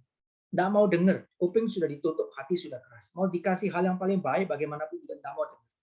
Ya, mereka teriakkan satu hal yang pokoknya mereka mau. Nah, ini memang yang namanya pekerjaan yang menentang. Ya, Tuhan keraskan hati mereka sehingga mereka menentang kebenaran. Ya, lalu bagaimana huru hara ini bisa reda? Ya, nanti ini dibaca ya di Kisah 19:35-40. Nah, kemudian Tuhan itu pakai panitera di sana kasih tahu mereka. Kasih tahu apa? Ya udah sudah kalian ini jangan seperti gini caranya. Ya kalau mereka salah ajukan gugatan ya di pengadilan. Kan ada itu para pejabat-pejabat ajukan gugatan ke sana dan kemudian diproses secara hukum. Kira-kira gitu. Nah, sebenarnya kita lihat dari zaman ini sudah ada proses secara hukum. Sampai zaman kita sekarang itu adalah meneruskan apa yang sebenarnya sudah ada. Maka kita bilang di bawah langit ini tidak ada yang baru. Jadi ini dari awal dari zaman Romawi ini ada salah satu pengaruh Romawi yang cukup besar ya sampai pada hari ini. Nah, bagaimana mereka kemudian melalui kesempatan ini Tuhan pakai juga cara ini ya melalui panitera di sana ya. Kemudian ini bisa reda. Ya, sehingga kemudian para Paulus dan murid-muridnya yang ada di sana mereka kemudian boleh terlepas dari huru hara ini. Nah, tapi ini dicatat oleh Lukas. Sekali lagi Lukas yang catat ya, bisa para rasul Lukas catat ini karena ini terjadi huru hara di Efesus. Ya, jadi kita lihat pelayanan Paulus ini dalam bagian ini kita bisa lihat. Bukan cuma ada tentangan yang sifatnya kecil atau riak, tetapi ada huru hara itu terjadi. Ya, nah saya dalam pelayanan saya mungkin pernah saksikan, tapi saya mungkin ingatkan sedikit ya, saya sedikit lagi mengingatkan kita ya, karena ini pas bagian ini. Nah, waktu saya satu kali pelayanan misi itu ya, satu tempat ya di daerah kepulauan waktu itu pertama di daerah Dumai dan kemudian dampaknya nanti di Pekanbaru ya. Itu di sana itu dari Dumai itu ya, kota yang kecil di sana itu ada orang yang menentang bagaimana Injil Tuhan mau diberitakan ya. pada satu dalam saya melayani, saya mempersiapkan ya KKR pada satu KKR Pendeta Stephen Tong. Nah, saya mempersiapkan KKR di sana. Ya, saya yang siapkan, saya pergi itu apa namanya humas, cari jangkau jiwa-jiwa begini. Nah, di sana kemudian ada yang kemudian tidak senang ya. Ya, kemudian yang tidak senang siapa? Orang Kristen. Nah, orang Kristen tidak senang. Nah, balik lagi tidak senang bagaimana? Kemudian dia gerakkan itu apa? Itu di Dumai, tapi kemudian berdampak sampai di Pekanbaru ya. Sehingga akhirnya digerakkan dari orang-orang yang golongan keras yang menentang itu, sehingga kemudian bilang kalau tetap diadakan KKR di tempat yang sudah di booking pada saat itu, yang pertama yang mula-mula, maka akan terjadi itu apa namanya perlawanan atau pertentangan, bahkan mereka siap itu apa pertumpahan darah gitu ya, maksudnya sampai seperti itu. Akhirnya tempat itu memang tidak bisa dipakai ya, akhirnya harus pindah ya dalam pimpinan Tuhan. Tetap pekerjaan Tuhan mesti jadi, pekerjaan Tuhan mesti tetap jalan, kita tetap kerjakan, cari tempat meskipun susah, itu hari H baru terjadi. Sehingga hari H kesulitan ya, bagaimana cari tempat, karena nggak mudah, cukup banyak orang yang mesti datang. Maka akhirnya dipersiapkan satu tempat, Tuhan siapkan. Satu tempat akhirnya bisa. Ya, jalan semua dipindah, kerja lebih keras, semua ekstra. Ya, memindahkan orang, semua kan sudah tahu tempat itu. Brosur apa dicetak tempat sana. Semua panitia dari sana pindahin orang, bawa ke tempat yang baru, pindah orang bawa ke tempat yang baru. Ya, sampai akhirnya bersyukur semua bisa jadi. Nah, kita lihat di sini ya, ada terjadi ini huru hara namanya. Ya, tapi bukan berarti di sana kemudian pekerjaan Tuhan itu kemudian gagal. Tuhan datang menyertai. Kita tidak boleh kemudian kecil hati. Tetap kita pikirkan sampai sebisa apa yang kita kerjakan. Ya, nah di dalam setiap pekerjaan Tuhan kita akan dapat tantangan yang kecil, tapi juga bisa ada tantangan yang besar. Dan setiap kali kita lihat ya, kadang tantangan itu datang justru dari orang Kristen, dari orang yang sudah percaya. Nah ini ada namanya satu ini ya. Di dalam hati kita lihat ya, bagaimana itu anugerah Tuhan itu sangat penting sekali. Kalau Tuhan tidak memberikan anugerah, meskipun itu orang Kristen, kadang kita tidak bisa melihat itu pekerjaan Tuhan yang mulia. Ya, dia hanya lihat apa agenda dirinya dan apa itu keegoan dirinya saja. Oke ya, kita lanjut. Nah sekarang dari sana ya, Efesus Paulus kemudian menuju Makedonia dan Yunani. Oke. Nah, di dalam bagian ini kitab suci tidak menjelaskan secara terinci ya kemana aja, bagaimana tidak, tetapi agak sedikit secara gambaran umum Lukas mencatat ya. Paulus menuju Makedonia dan Yunani. Jadi kalau kita bisa lihat di sini ya sampailah di situ ya dari Efesus menuju ini mengunjungi kan ke tempat pelayanannya yang sebelumnya kan ini yang putih semua ya. Saya ulang. Oke ya, dari sini Efesus dia pergi Troas ya, terus pergi ke Yunani. Ini di dalam perjalanan misi yang kedua kita sudah pelajari. Nah, jadi di sini dia keliling, kira-kira begitu ya, keliling ya, putar di sini memberitakan Injil, menguatkan, meneguhkan di daerah sini. Ya, ini Paulus pergi sana. Kemudian kita lihat di Makedonia dan Yunani, ya secara garis besar apa yang dilakukan Paulus, dia mengunjungi jemaat di Makedonia, dia memberikan nasihat, menguatkan hati jemaat. Ya, jadi ini selalu kita ingat kemana kita pergi. Waktu kita sampai di mana, jangan lupa kita menguatkan hati jemaat Tuhan.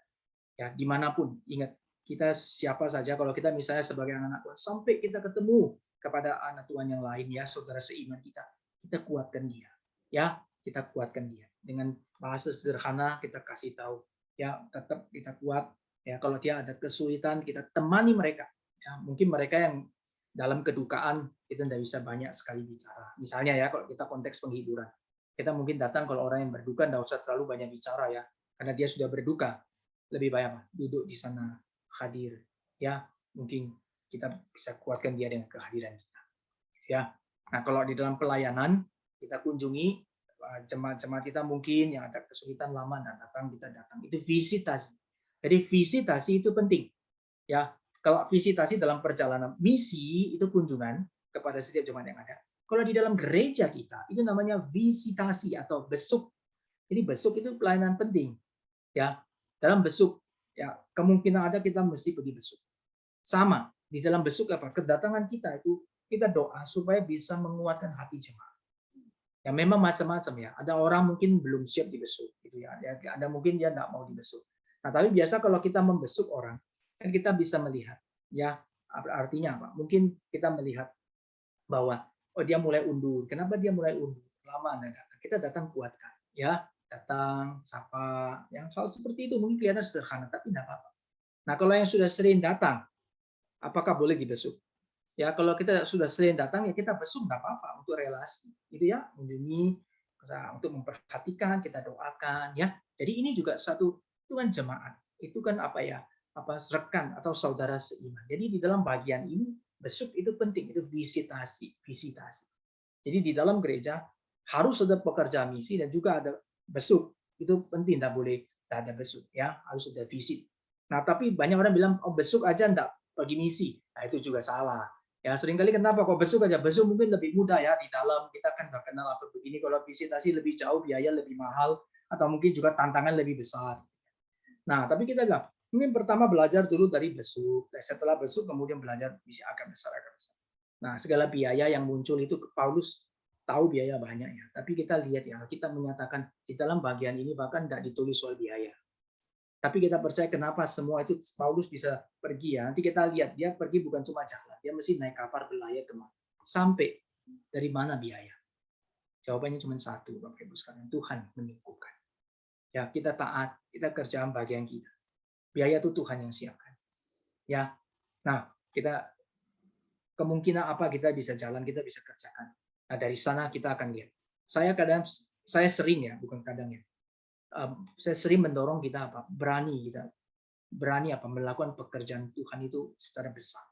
Ya, berani berdoa. Tuhan boleh percayakan hal besar kepada gereja kita, kepada kita, untuk kita boleh kerjakan. Itu berdoa, ya. Kita berdoa besar. Kita cuma bukan berdoa cita-cita yang besar. Berdoa untuk pekerjaan Tuhan juga kita berdoa besar. Tuhan, karuniakanlah pekerjaanmu yang besar bagi gereja di tempat ini. Gitu berdoa. Tidak apa-apa. Pemimpin-pemimpin gereja berani hati berdoa demikian. Kita bilang kadang kita takut Tuhan. Kalau pekerjaan besar biaya banyak. Ya, tapi kita waktu ngomong seperti itu kita kan sandar Tuhan, bukan sandar kita. Kalau Tuhan karuniakan, doa kita dijawab, berarti Tuhan sudah siapkan, pasti Tuhan cukupkan. Gitu ya. Nah, Paulus dia berjalan di kunjungi jemaat di Makedonia, dia kuatkan hati jemaat. Lalu dia sampai di Yunani, tinggal 3 bulan di sana. Ya, di Yunani dia tinggal 3 bulan di sana. Lalu di sana dia apa? Dia lakukan di sana. Nah, dia kalau lakukan tinggal di sana ya sama. Pasti dia mengajar, dia membawa jemaat, kemudian dia ada memberitakan Injil kepada orang-orang di sana. Ya. Nah, di situ sebenarnya dari sana dia bermaksud itu berlayar pulang ya ke Yerusalem. Sama seperti perjalanan yang pertama. Kan dia pergi ke Efesus, lalu dia pulang. Ingat ya, perjalanan kedua dari Korintus itu ya, setelah dia ke Athena kan nyebrang gitu ke Korintus itu di Akaya. Akaya itu ada kota sana Korintus. Dari Korintus dia seberang pergi Efesus terus dia pulang. Nah, dia mau rencana begitu seperti perjalanan kedua. Dia mau pulang. Tapi dia dengar kabar dan dikasih tahu kabar bahwa orang Yahudi itu mau mencelakakan dia. Jadi rekan-rekannya bilang kata jangan cepat-cepat pulang. Kira-kira begitu. Jadi dia melayani dulu di situ. Dia keliling, dia kuatkan, dia tahu bahwa orang Yahudi bermaksud mencelakakan dia. Cepat-cepat pulang, nanti mungkin tidak bisa kembali. Nah, Bapak Ibu yang dikasih Tuhan. Ya kadang kita tuh dikasih, kalau kita dekat sama Tuhan, Tuhan kasih kepekaan seperti Paulus. Paulus tuh melayani Tuhan, dia tahu, wah orang Yahudi ini mau mencelakakan saya. Dari mana dia tahu? Dari teman-teman yang ada orang-orang yang sudah percaya tentu ya, masih relasi ada di sana. Dan ini orang-orang Yahudi ada di perantauan, itu berita pasti sampai di Yerusalem. Dan yang kuat kan di Yerusalem. Kan pusatnya di sini. Kalau Paulus pulang ke Yerusalem, nah nanti di sana dicari perkara untuk mencelakakan dia. Mereka tidak tahu bagaimana cara. Tapi Paulus tahu, aku melayani Tuhan. Tuhan sudah percayakan pelayanan. Dan aku bahkan bukan cuma siap untuk jihad bagi Tuhan. Tapi kalau Tuhan memang, ya nyawaku, hidupku, itu ya Tuhan melalui hidupku mempermuliakan nama Tuhan, aku pun siap. Paulus sudah berserah diri seperti itu. Ya. Nah, di dalam bagian ini kita bisa lihat ya. Sama seperti dalam bagian Tuhan Yesus waktu dia melayani di dunia ini, waktu dia datang di dalam dunia ini ya. Kita lihat ya, Tuhan tahu dia datang untuk apa. Dia tahu pada saat kapan dia waktunya tiba. Kalau waktunya belum tiba, maka dia dalam kumpulan banyak atau orang Yahudi mau tangkap dia itu selalu tidak bisa. Tapi kalau waktunya sudah tiba, Tuhan kemudian datang ke sana. Ya, Tuhan mengatakan, aku yang menyerahkan nyawa, maka aku akan bisa mengambilnya kembali. Itu Tuhan Yesus mengatakan demikian. Jadi pada saat Tuhan Yesus masuk Yerusalem dengan sesuatu yang waktu di naik keledai itu ya, kemudian diteriak ke Hosana Hosana ini. Itu sedang dia tahu Tuhan Yesus masuk Yerusalem. Ini sudah waktunya tiba, nanti dia ditangkap. Nah, di dalam sense yang demikian ya, Paulus ada kepekaan. Ya, karena dia dekat dengan Tuhan. Mungkin Tuhan ada kasih tahu dia, taruh dalam kepekaan hatinya. Waktumu nanti kalau pulang di Yerusalem, itu kamu akan dicelakai, ya, kamu akan ditangkap. Dan mungkin itu adalah nanti kamu tidak bisa mengunjungi jemaat lagi. Ya, Bapak Ibu yang dikasih Tuhan. Jadi Paulus waktu dapat kabar ini, dia ada sensi, kemudian dia putuskan. Mungkin dia juga Tuhan izinkan ya, atau Tuhan kasih ya, maksudnya kesempatan itu Tuhan pakai ya. Oke, memang Tuhan memang atur demikian ya. Dia harus keliling lagi. Jadi dia cukup lama, dia ambil jalan pulangnya, dia kembali lagi, dia lewat Makedonia yang dia datang tadi ya. Jadi dia dari Yunani dia kembali lagi ke Makedonia, dia keliling nanti sampai akhirnya dia kembali ke mana tadi, Troas itu ya, di daerah Troas itu. Nah, jadi dia kembali lagi ke jalan itu. Nah, di situ ada beberapa rekan yang mengiringi dia. Catat di situ siapa? Dia ada disertai oleh Sopater. Ya, ini nama-nama baru Bapak Ibu sekalian. Ya, ini dicatat nama-nama baru. Nah, nama-nama baru ini dicatat untuk apa Bapak Ibu sekalian? Untuk kasih tahu kita bahwa ya Tuhan itu memperhatikan setiap orang yang percaya sama dia. Bukan hanya Paulus yang besar, bukan yang rasul, tapi orang-orang biasa saja. Ini diwakili mereka. Alkitab mencatat orang-orang ini. Ya, jemaat-jemaat biasa, orang biasa yang tidak terkenal. Tuhan catat mereka. Itu mewakili semua jemaat Tuhan. Penting. Tuhan tahu kita dan Tuhan sangat-sangat mengasihi kita. Ya, lihat apa? Sopater, anak Pirus dari Berea. Ya, kemudian ini kayak ada perwakilan-perwakilan gitu ya. Sopater, anak Pirus dari Berea. Kemudian Aristarkus dan Secundus dari Tesalonika. Kemudian ada Gaius dari Derbe. Timotius ya, dan 2 orang dari Asia. 2 orangnya siapa? Timotius sudah terkenal ya. Jadi dikasih tahu 2 orang dari Asia itu siapa? Tychicus sama Trophimus. Namanya aja kita mungkin baru dengar ya. Ini namanya mau dihafal enggak? Karena mungkin kita enggak kenal. Tapi satu hal yang penting begini. Tuhan kenal.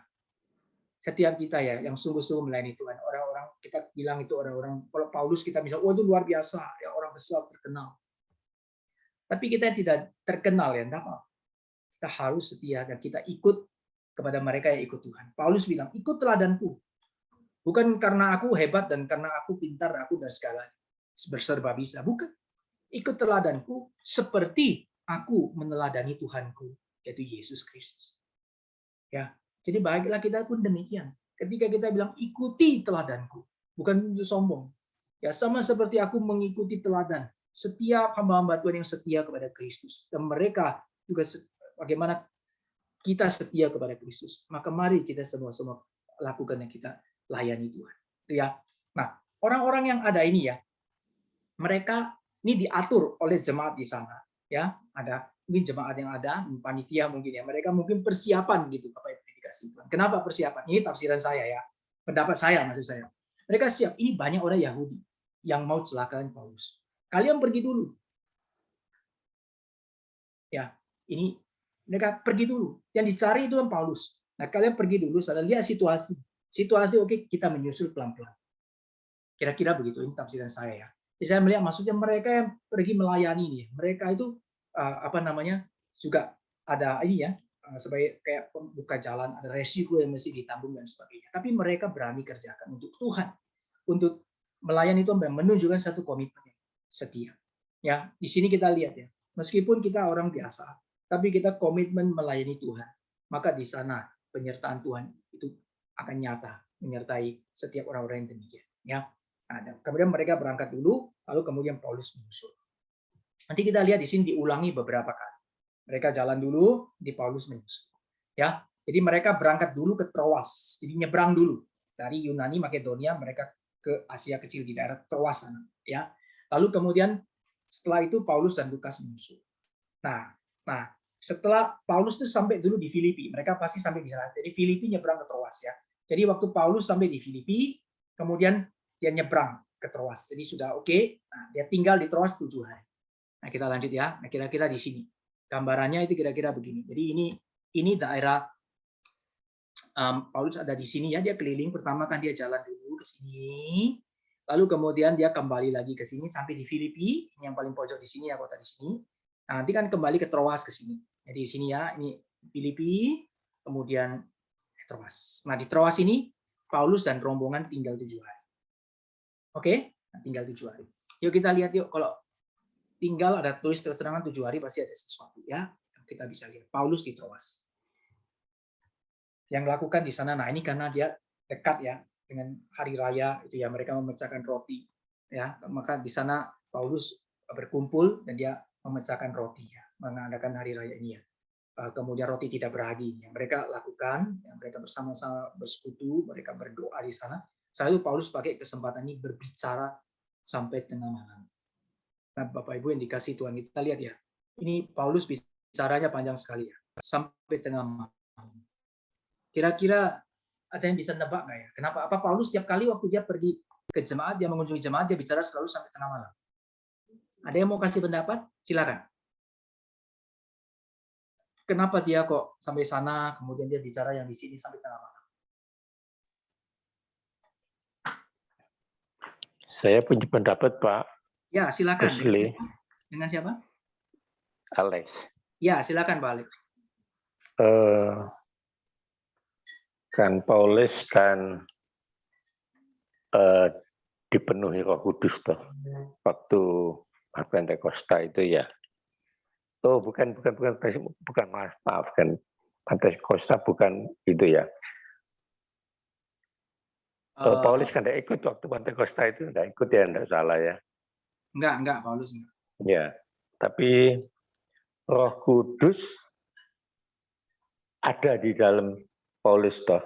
Kita percaya bahwa Roh Kudus sudah ada di dalam kita ya. Kita percaya apa enggak kalau kita ada Roh Kudus, karena Tuhan Yesus sudah mengirim kepada kita Roh Kudus waktu dia naik ke surga. Dia bilang, aku akan mengirim penolong kepadamu ya, itu Roh Kudus ya. Jadi kita harus percaya dan yakin bahwa Roh Kudus ada dalam kita. Roh Kudus itu menolong, menyertai, memimpin kita. Nah, itu semua itu seperti Paulus, bukan karena dia belajar dari siapa-siapa. Sebelum untuk penginjilan itu dia tidak belajar dari siapa-siapa, tapi Roh Kudus yang dia tahu bahwa Roh Kudus memimpin dia. Demikian juga dengan kita. Kita harus yakin bahwa Roh Kudus ada dalam kita dan dia akan memimpin kita sesuai rencana Roh Kudus. Roh Kudus memimpin kita kepada kebenaran dari firman Tuhan, dan kita percaya ya. Kita harus percaya yakin kalau Roh Kudus memimpin kita. Kalau Roh Kudus memimpin kita, ya maka semua itu akan bisa berjalan. Kalau kita lihat Paulus, dia belajar dari siapa untuk menginjil. Tidak ada yang mengajar dia. Tetapi kami percaya bahwa Roh Kudus yang memimpin dia. Dan dia mendapat keberanian karena apa? Keberanian sampai dia mau mati itu karena apa? Karena ada Roh Kudus yang dia percaya berserta dia dan memimpin dia, gitu Pak Rosli. Oke, terima kasih buat pendapatnya Pak Alex. Ya, jadi saya highlight dulu ya bahwa orang percaya Roh Kudus ada di dalam hidupnya, itu amin ya. Itu orang percaya, bisa percaya karena Roh Kudus melahir baru di dalam hidupnya, dan dia sudah dipenuhi Roh Kudus karena dia bisa percaya. Dan pada saat orang itu lahir baru itu karena Roh Kudus yang memberikan, menjelikan mata rohani ya. Jadi sejak itu hidupnya dipenuhi oleh Roh Kudus ya. Dan yang kedua, di dalam segala hidup ya, yang semua yang dilakukan memang bukan karena kita, karena usaha kita tidak ada, karena jasa kita tidak ada, semua karena anugerah Tuhan. Nah, termasuk di dalamnya ada Allah Tritunggal, ya termasuk pekerjaan Roh Kudus ya. Nah, jadi ini poin penting. Oke, ya ini hal yang baik. Tapi di sisi lain kita mesti perhatikan bahwa orang yang dipenuhi Roh Kudus bukan berarti tidak belajar ya. Ini kita sering kali itu salah kaprah ya. Artinya kita tidak belajar dari mana-mana, pokok Roh Kudus yang mengajari. Nah, ini sering kali kita salah kaprah. Yang dimaksud Roh Kudus mengajari, Roh Kudus memimpin. Ya, Roh Kudus mengatur Allah mengatur. Nah, ketika ada kalimat Allah mengatur, Allah menetapkan, Allah memimpin, ya termasuk di dalamnya ada Roh Kudus. Ya, bagaimana Allah Roh Kudus mengatur segala sesuatu bersama dengan Allah Bapa dan Allah Anak, ya. Misal di dalam Paulus belajar nggak? Paulus belajar, dia gurunya namanya, dia belajar sama Gamaliel. Ya, belajar apa sama Gamaliel? Belajar itu hukum Taurat dari sejak dia kecil. Dia belajar, dia paham ahli kitab suci dan seterusnya. Sama seperti tadi, Apolos belajar nggak? Belajar. Ya, dia dari kecil belajar. Gamaliel belajar dari siapa, Pak Rusli? Loh, Gamaliel mereka itu adalah, mereka ada ini apa namanya, imam-imam toh. Ya, dalamnya mereka ada apa namanya, satu kumpulan mereka yang belajar bersama-sama kitab Taurat itu di dalam yang Tuhan tetapkan dari sejak zaman Perjanjian Lama. Ya, itu ada imam-imam kepala dikumpul di dalam bait suci dan mereka diatur dari turun temurun, itu ada pengajarnya, misalnya dari Musa diturunkan nanti kepada siapa kepalanya. Terus imam besar itu terus itu ada yang ngajar, bukan berarti belajar sendiri. Tidak loh ya. Nah, ini mesti kita lihat. Bukan. Itu saya kira bahwa Tuhan mengirim kita Roh Kudus, Dia mengajar kita, Pak. Di dalam kitab bagaimana kita bisa mengerti firman Tuhan, karena Roh Kudus yang memimpin dan memberi pengertian kepada kita itu firman Tuhan oleh Roh Kudus, Pak. Bukan oleh siapa-siapa yang benar itu, Pak. Itu betul. Tuhan memimpin dan Roh Kudus mencelipkan. itu fungsinya mengajar, Dia memimpin, Dia memberi kuasa, memberikan kekuatan, menghilangkan segala ketakutan dia. Paulus tidak takut meskipun dia diancam sampai mati pun dia tidak takut. Karena apa? Karena ada Roh Kudus di dalam dia yang ada kuasa dan ada keberanian. Betul, itu dari Pak Roh Kudus, Pak. Bukan dari dia mencontohi Tuhan Yesus. Betul. Yang adalah contohnya. Betul, Alex, tapi coba dengarkan dulu ya, supaya tidak salah ya. Pak Alex harus mendengarkan dulu bahwa Paulus itu kita sebagai orang percaya termasuk Paulus, dia boleh mengerti firman Tuhan karena Roh Kudus mencelipkan. Itu benar, itu namanya anugerah. Kalau dia itu tidak dicelikan oleh Roh Kudus, maka tidak dia bisa. Tetap menjadi penganiaya jemaat. Dia tidak bisa. Kenapa? Tapi perhatikan baik-baik. Bukan berarti dia tidak belajar. Ngerti ya? Jadi kita tidak bisa berkata bahwa saya tidak perlu belajar firman Tuhan baik-baik. Saya pokok baca sendiri, nanti Roh Kudus yang pimpin menurut maunya apa. Nah, ini bahaya. Tidak demikian. Seperti dahulu ya, waktu dahulu saya belajar membaca firman Tuhan, saya tidak bisa mengerti. Kalau saya membaca firman Tuhan hanya sekedar sebagai suatu cerita dari dulu, berapa puluh tahun pun saya, ya sedikit sekali saya mendapat itu. Tapi setelah Roh Kudus bisa menguasai saya, ternyata itu membuka, itu firman Tuhan bisa terbuka bagi saya. Lain sama sekali setelah kita merasakan dipimpin Roh, itu lain sama kalau tidak dipimpin Roh. Kalau kita dipimpin Roh itu kita bisa mengerti firman Tuhan itu dijelaskan benar-benar. Kita mengerti semuanya, Pak. Ya, betul. Jadi ini bagian betul yang Alex ngomong terakhir ini benar, tetapi saya mau tegaskan bahwa belajar itu perlu. Jadi waktu kita bicara belajar itu perlu artinya apa? Misalnya waktu Paulus ya, dia belajar Perjanjian Lama dari hukum Taurat semuanya yang dipelajari itu adalah hal yang penting yang Tuhan juga pakai.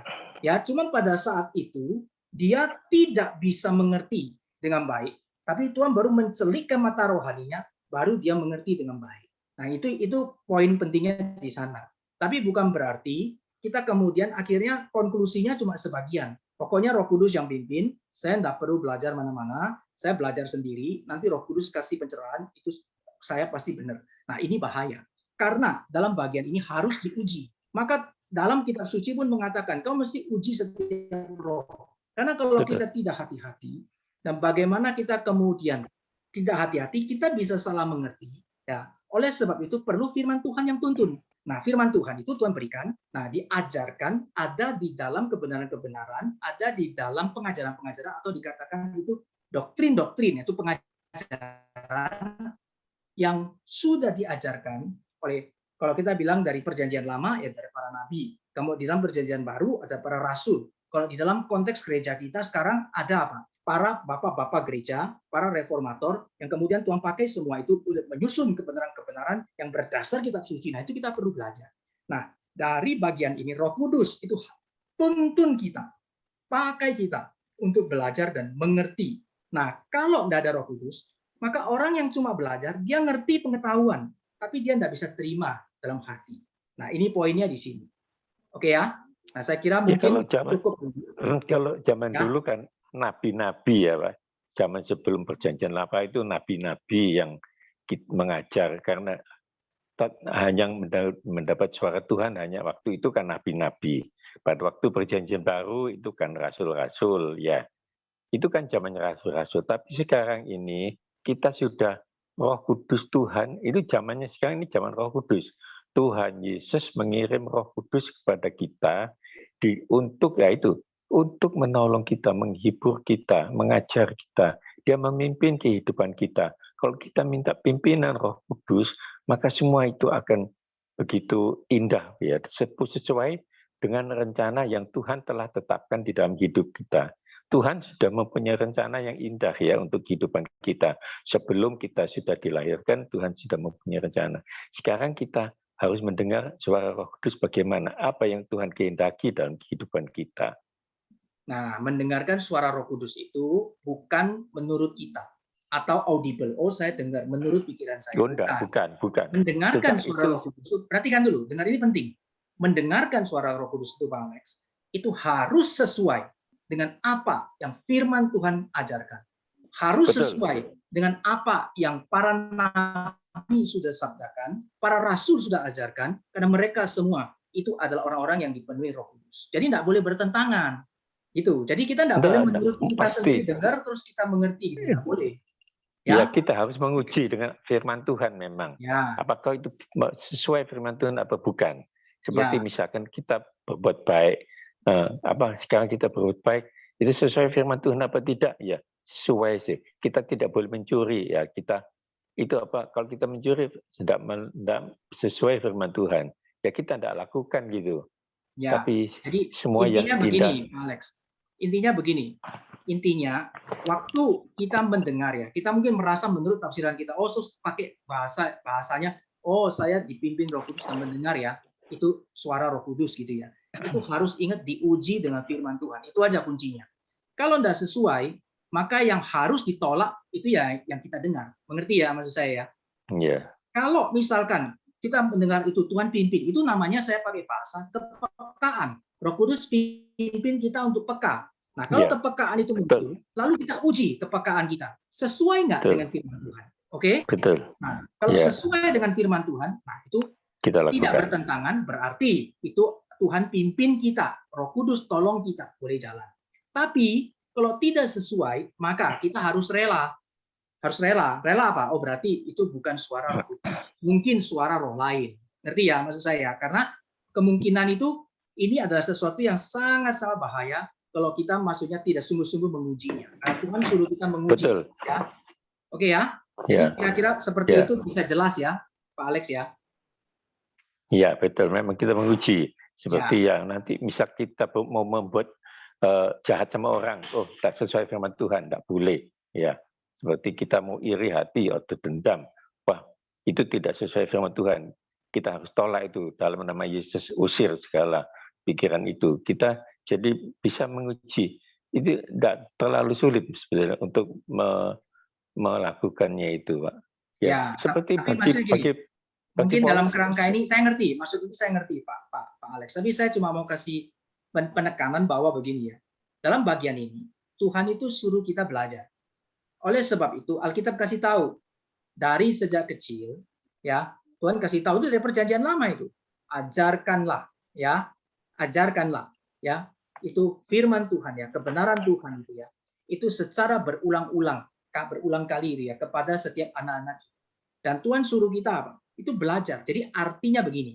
Kita tidak boleh hanya kemudian berdasarkan kita punya keinginan sendiri, kita baca sendiri, pengertian kita sendiri, ya, tapi kita juga perlu belajar.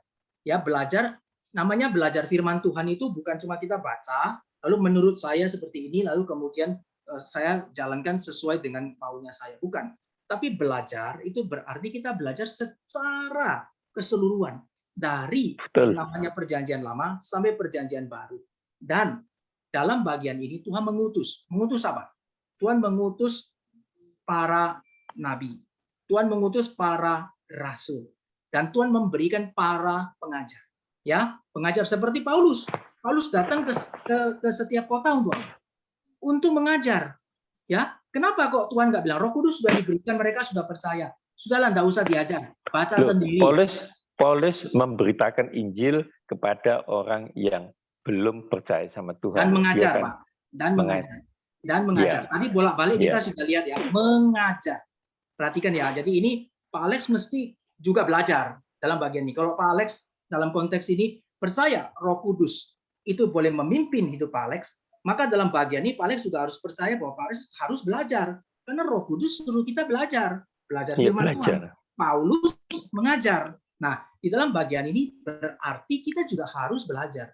Kalau tidak, Roh Kudus nggak akan pimpin Paulus suruh keliling Asia Kecil dari perjalanan pertama, kedua, ketiga. Nggak perlu. Ya sudah, kamu pergi sekali aja, nanti mereka bisa baca-baca sendiri, Roh Kudus yang kasih pengertian sendiri, terus ya sudah. Nggak seperti itu. Tuhan kirim pengajar. Kenapa? Karena manusia yang sudah jatuh dalam dosa, itu dia punya hati, itu cenderungnya itu apa? Selalu melawan Allah dan dia bisa tersesat. Bisa tersesat kalau tidak belajar baik-baik. Jadi banyak sekali di dalam zaman, kita lihat ya, harus hati-hati. Termasuk mengerti Roh Kudus, Pak Alex. Ya, betul, dalam bagian ini harus mengerti. Harus hati-hati.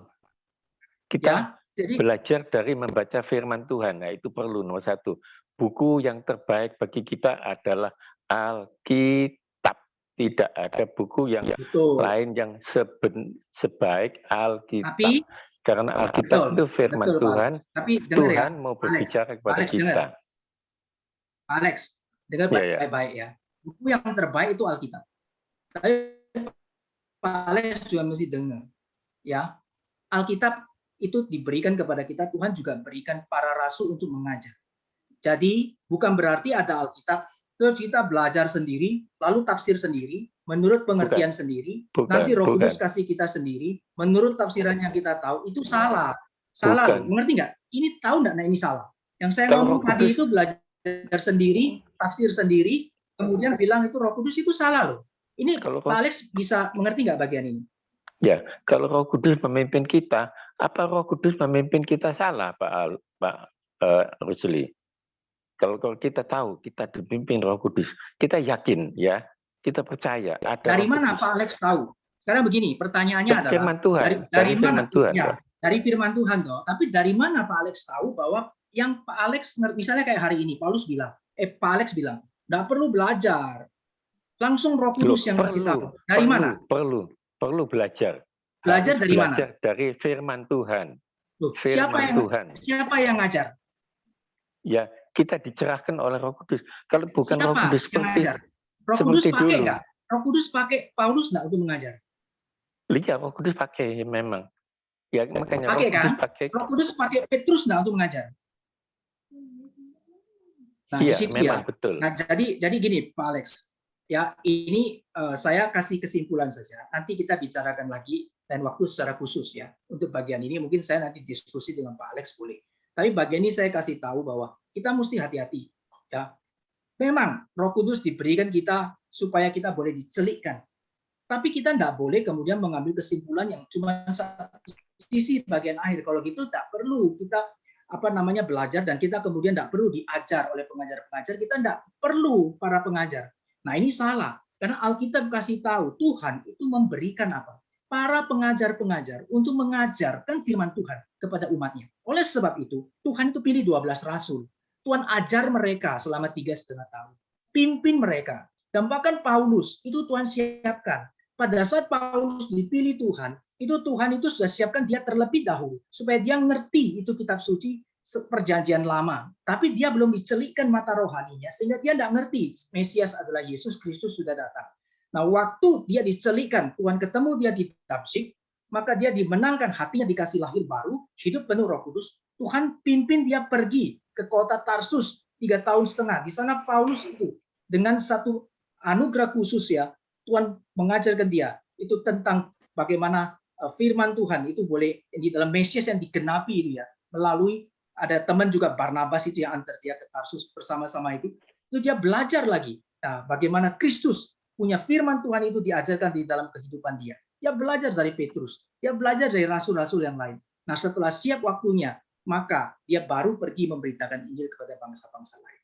Nah, jadi artinya begini, ya, saya setuju dengan Pak Alex bahwa Roh Kudus kalau tidak mencelikkan, tidak ada pekerjaan Roh Kudus, maka orang tidak bisa percaya.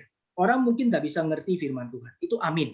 Tapi saya mau ingatkan juga dengan baik bahwa Tuhan mengirimkan, ya, Roh Kudus memakai para rasul supaya mengajar setiap umat Tuhan, supaya umat Tuhan itu juga boleh punya hati apa? Mau belajar baik-baik firman Tuhan sehingga dia tidak tersesat, sehingga jalannya itu boleh ada di jalan yang benar.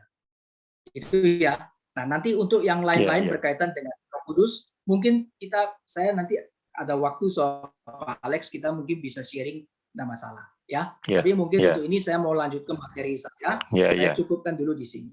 Ya, Alex ya. Terima kasih. Nah, tidak mengganggu ya, tidak mengganggu, tapi saya mau menegaskan. Karena saya kalau ada Pak Alex di dalam kelas saya, berarti Tuhan itu taruh Pak Alex di sini dan saya harus mengajar dengan benar. Saya harus kasih tahu Pak Alex yang benar, ya. Karena Roh Kudus yang dipercaya, yang kudus yang memimpin Paulus untuk pergi mengutus Paulus pergi mengajar adalah Roh Kudus yang sama, ya, yang juga bekerja saya pada hari ini, ya, yang juga mengajar setiap kita melalui kebenaran firman Tuhan, dan setiap anak-anak Tuhan juga harus punya hati yang belajar, ya, seperti itu. Baik, saya lanjutkan dulu. Ya, Pak. Ya, terima kasih. Terima kasih. Saya lanjutkan dulu materi saya. Nah, jadi di sini kenapa Paulus berkumpul sampai malam? Karena Paulus tahu, ya, karena waktunya tidak banyak lagi.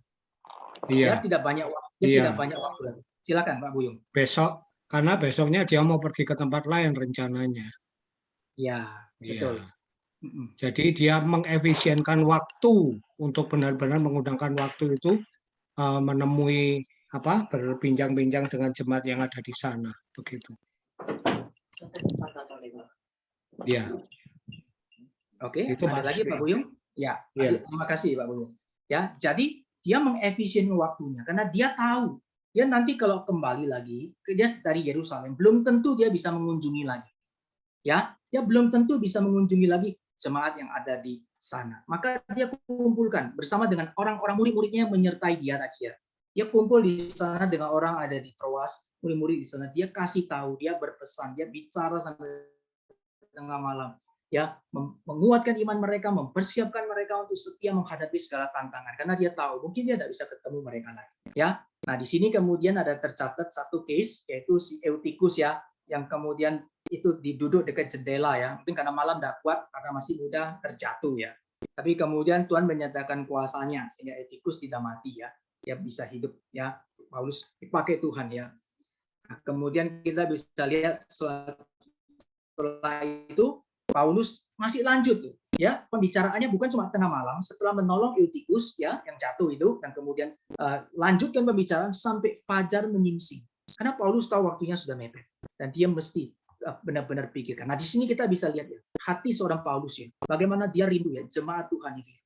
Bagaimana dia menyampaikan itu, mengajarkan kebenaran firman Tuhan, kasih tahu mereka, ingatkan mereka supaya mereka ada dengan baik. Nah, dengan sungguh-sungguh ya di dalam Tuhan.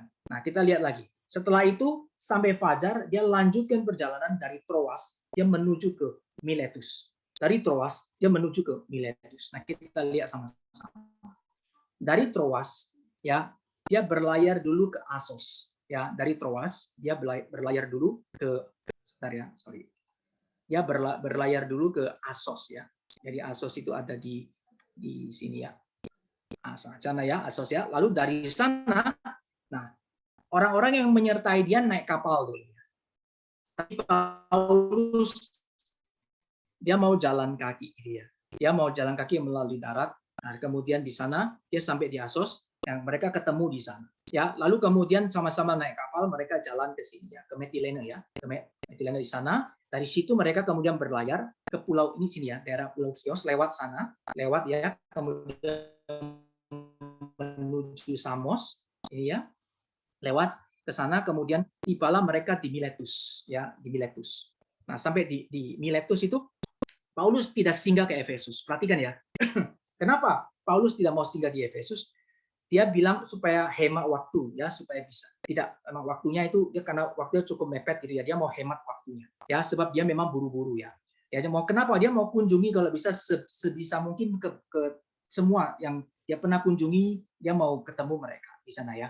Nah, jadi dia takut waktunya kurang. Jadi dia terburu. Tapi dalam terburu-burunya pun dia tidak melupakan jemaat di Efesus karena dia tahu waktunya mungkin tidak ketemu lagi. Ya, dia bilang apa? Dia suruh supaya penatua itu di Efesus itu datang ke Miletus. Ya, orang-orang yang melayani Tuhan di sana datang ke Miletus. Ya, kita lihat di sini. Nah, yang memanggil penatua itu datang ke Efesus. Untuk apa? Nah, perhatikan kita lihat di sini ya, untuk apa? Paulus mau pesan sama mereka. Para penatua mesti setia. Sekali lagi, karena ini waktunya mungkin dia pikir tidak akan datang lagi ya. Ada kesempatan lagi Tuhan. Jadi dia pesan kepada para penatua, kalian mesti setia. Ikuti teladannya, sama seperti ia meneladani Kristus. Ya, meski nanti ada banyak sengsara bahkan ancaman nyawa, ya tetap harus setia. Ya, kemudian Paulus kasih tahu tentang bagaimana dia sudah boleh berjuang gitu ya. Dan dia harus boleh mengarahkan dirinya supaya kepada tetap bisa menyelesaikan itu garis akhir dengan baik. Ya, menyelesaikan pelayanan yang diserahkan Tuhan Yesus kepada dia. Ya, memberitakan Injil. Nah, terus Paulus berpesan. Perhatikan ya, ini pesan Paulus. Yang pertama, jagalah diri. Apa Ibu yang dikasih Tuhan? Ini yang pertama. Jagalah diri. Yang kedua, jagalah kawanan domba. Nah, jadi pertama diri kita mesti jaga. Ya, Paulus kasih tahu, kamu mesti jaga dirimu baik-baik. Ya, jangan sampai kamu itu dipengaruhi oleh dirimu sendiri. Nah, kemudian kamu menjadi orang yang kemudian tidak setia kepada Tuhan. Dan bagaimana kemudian kamu meninggalkan kebenaran. Nah, meskipun jadi orang Kristen ya, kita mesti harus jaga diri baik-baik. Jangan sampai kita menjadi orang Kristen terus menyimpang. Nah, di sini kita akan lihat orang Kristen belum tentu itu masuk ke dalam kerajaan Allah. Sekali lagi saya ulangi ya. Orang Kristen, namanya orang Kristen ya, KTP-nya Kristen, belum tentu dia orang yang menjadi pengikut Yesus yang sejati. Kenapa? Karena kalau dia tidak sungguh-sungguh, maka dia bisa menyimpang dari imannya. Dan kalau dia menyimpang dari imannya, berarti dia sudah tidak sungguh-sungguh di dalam yang pengajaran atau kebenaran yang Tuhan ajarkan. Maka Paulus kasih tahu dia, jaga diri baik-baik. Ya, setia kepada pengajaran yang sudah diajarkan kepadamu. Ya, dan saling jaga. Kawanan domba juga dijaga. Artinya jemaat Tuhan semua ya dijaga. Karena kamulah yang ditetapkan Allah menjadi penilik jemaat. Nah, perhatikan di sini. Ya, Paulus bilang jemaat yang di Efesus yang dipanggil ke Miletus ini, Paulus pesan, kamu ini yang ditetapkan Allah sebagai penilik. Maka kamu mesti jaga jemaat, menggembalakan jemaat yang baik. Jadi Bapak Ibu sekalian, kita yang sebagai pemimpin gereja ya, kita ini sama. Paulus berpesan, firman Tuhan berpesan kepada kita. Kita juga mesti jaga diri dan jaga kawanan domba dengan baik. Karena Allah telah menetapkan kita menjadi penilik jemaat. Ya, ini yang berikutnya adalah apa? Paulus bilang waspada. Bukan cuma pesan yang baik, yang menjaga, ya, tapi waspada. Kenapa waspada? Katanya begini. Waspada kepada siapa? Yang pertama kawanan serigala. Berarti ini orang serigala kan bukan domba. Berarti yang benar-benar kawanan serigala yang akan masuk dan dia tidak akan menyayangkan kawanan. Jadi ini orang-orang jahat yang akan menganiaya. Ya, waspada. Ya. Kemudian yang kedua adalah ajaran palsu di antara kamu. Nah, ini kita mesti ingat baik-baik. Orang Kristen, umat Tuhan harus benar-benar waspada. Kita harus setia kepada firman Tuhan. Dan kita mesti belajar sungguh-sungguh rendah hati. Ya, kalau Tuhan, ya, Roh Kudus dan diri kita memenuhi hidup kita, kita harus jadi orang yang rendah hati. Kita hidup sungguh-sungguh dan kita mau belajar sungguh-sungguh. Ya, jangan sampai kemudian dalam diri kita itu ada ajaran palsu. Nah, ketika ajaran palsu ini ada, maka dikatakan apa? Dia akan menarik kita menjadi murid Tuhan itu ya dari jalan yang benar menjadi jalan yang sesat. Nah, ini adalah satu hal yang sangat bahaya. Oleh karena itu mesti waspada. Ya. Nah, setelah terakhir kemudian Paulus mendoakan mereka ya.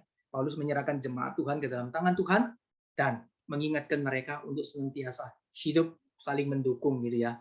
Ingat ya, saling memberi boleh lebih baik daripada menerima. Ya, jadi saling mendukung di antara jemaat. Karena dia pikir dia punya satu ini ya kepekaan bahwa dia tidak bisa mengunjungi jemaat lagi yang ada ya untuk perjalanan yang misi selanjutnya gitu ya. Jadi dia rasa ini sudah waktunya sudah dekat ya. Nah, oke, ini yang dia lakukan. Setelah selesai Paulus berpesan ya, maka dia kemudian melanjutkan perjalanan. Ya, jadi penatua dari Efesus dipanggil Miletus pesan, setelah itu Paulus baru lanjutkan perjalanan ya. Kemudian dia berlayar menuju Kos. Nah, dari Kos kemudian dia dia berlayar ya, ini berlayar melewati ini ya, Rodos. Tadi kemudian ke situ dia di Patara. Patara ini cuma pindah ya kapal ya dari pelabuhan ini, dia lanjutkan lagi di sini ya, Siprus yang besar ini. Dia lewat saja lalu dia sampai di Tirus ya. Ya, sampai kemudian dia tiba di Tirus. Kemudian di Tirus dia tinggal di situ 7 hari lamanya ya. Di sana kemudian dia mengunjungi murid-murid di situ ya. Kemudian di sana dikatakan ya, sekali lagi, murid-murid yang ada di sana ya, murid-murid yang sudah percaya. Maka oleh Roh Tuhan, murid-murid itu juga punya kepekaan karena mereka di dalam Tuhan dia punya kepekaan. Nah, kepekaan itu artinya gini, Tuhan itu gerakkan dalam hatinya. Ya, kita bicarakan itu bukan sesuatu yang sifatnya itu benar-benar ada suara ngomong hey atau kasih tahu gitu, bukan seperti itu ya. Yang dalam bahasa ini adalah kepekaan. Tafsirkannya yang benar adalah kepekaan ya. Roh Kudus berbicara dalam hati kita ya, kemudian ada kepekaan yang kasih tahu ya bahwa waspada loh, ini banyak orang yang sudah mulai menentang kamu. Jangan pergi ke Yerusalem. Nah, perhatikan ya, jangan pergi ke Yerusalem. Ini adalah dikasih tahu kepada orang-orang yang ada di sana. Jadi ada satu apa ya? Satu pemberitahuan begitu, jangan pergi, ada bahaya di sana. Tapi kita lihat, nah Paulus ini yang dipimpin oleh Roh, dia juga sama dong. Kalau dia bisa sama kok, Roh, misalnya dia bilang gini, kalau misalnya dalam kondisi ini, kemudian Tuhan kasih kepada jemaat, bilang nanti ada bahaya, jangan ke sana. Nah, kemudian Paulus bilang bagaimana? Kalau gitu aku ikut tinggal di sini, aku pergi lagi aja, nggak usah kembali ke Yerusalem. Tidak, karena Paulus justru di sana oleh Roh Tuhan, dia sudah tahu Tuhan akan pimpin dia menjadi alat Tuhan. Dia akan dibawa pimpin masuk ke Yerusalem. Maka Paulus di dalam bagian ini dia tetap ya tidak melarikan diri.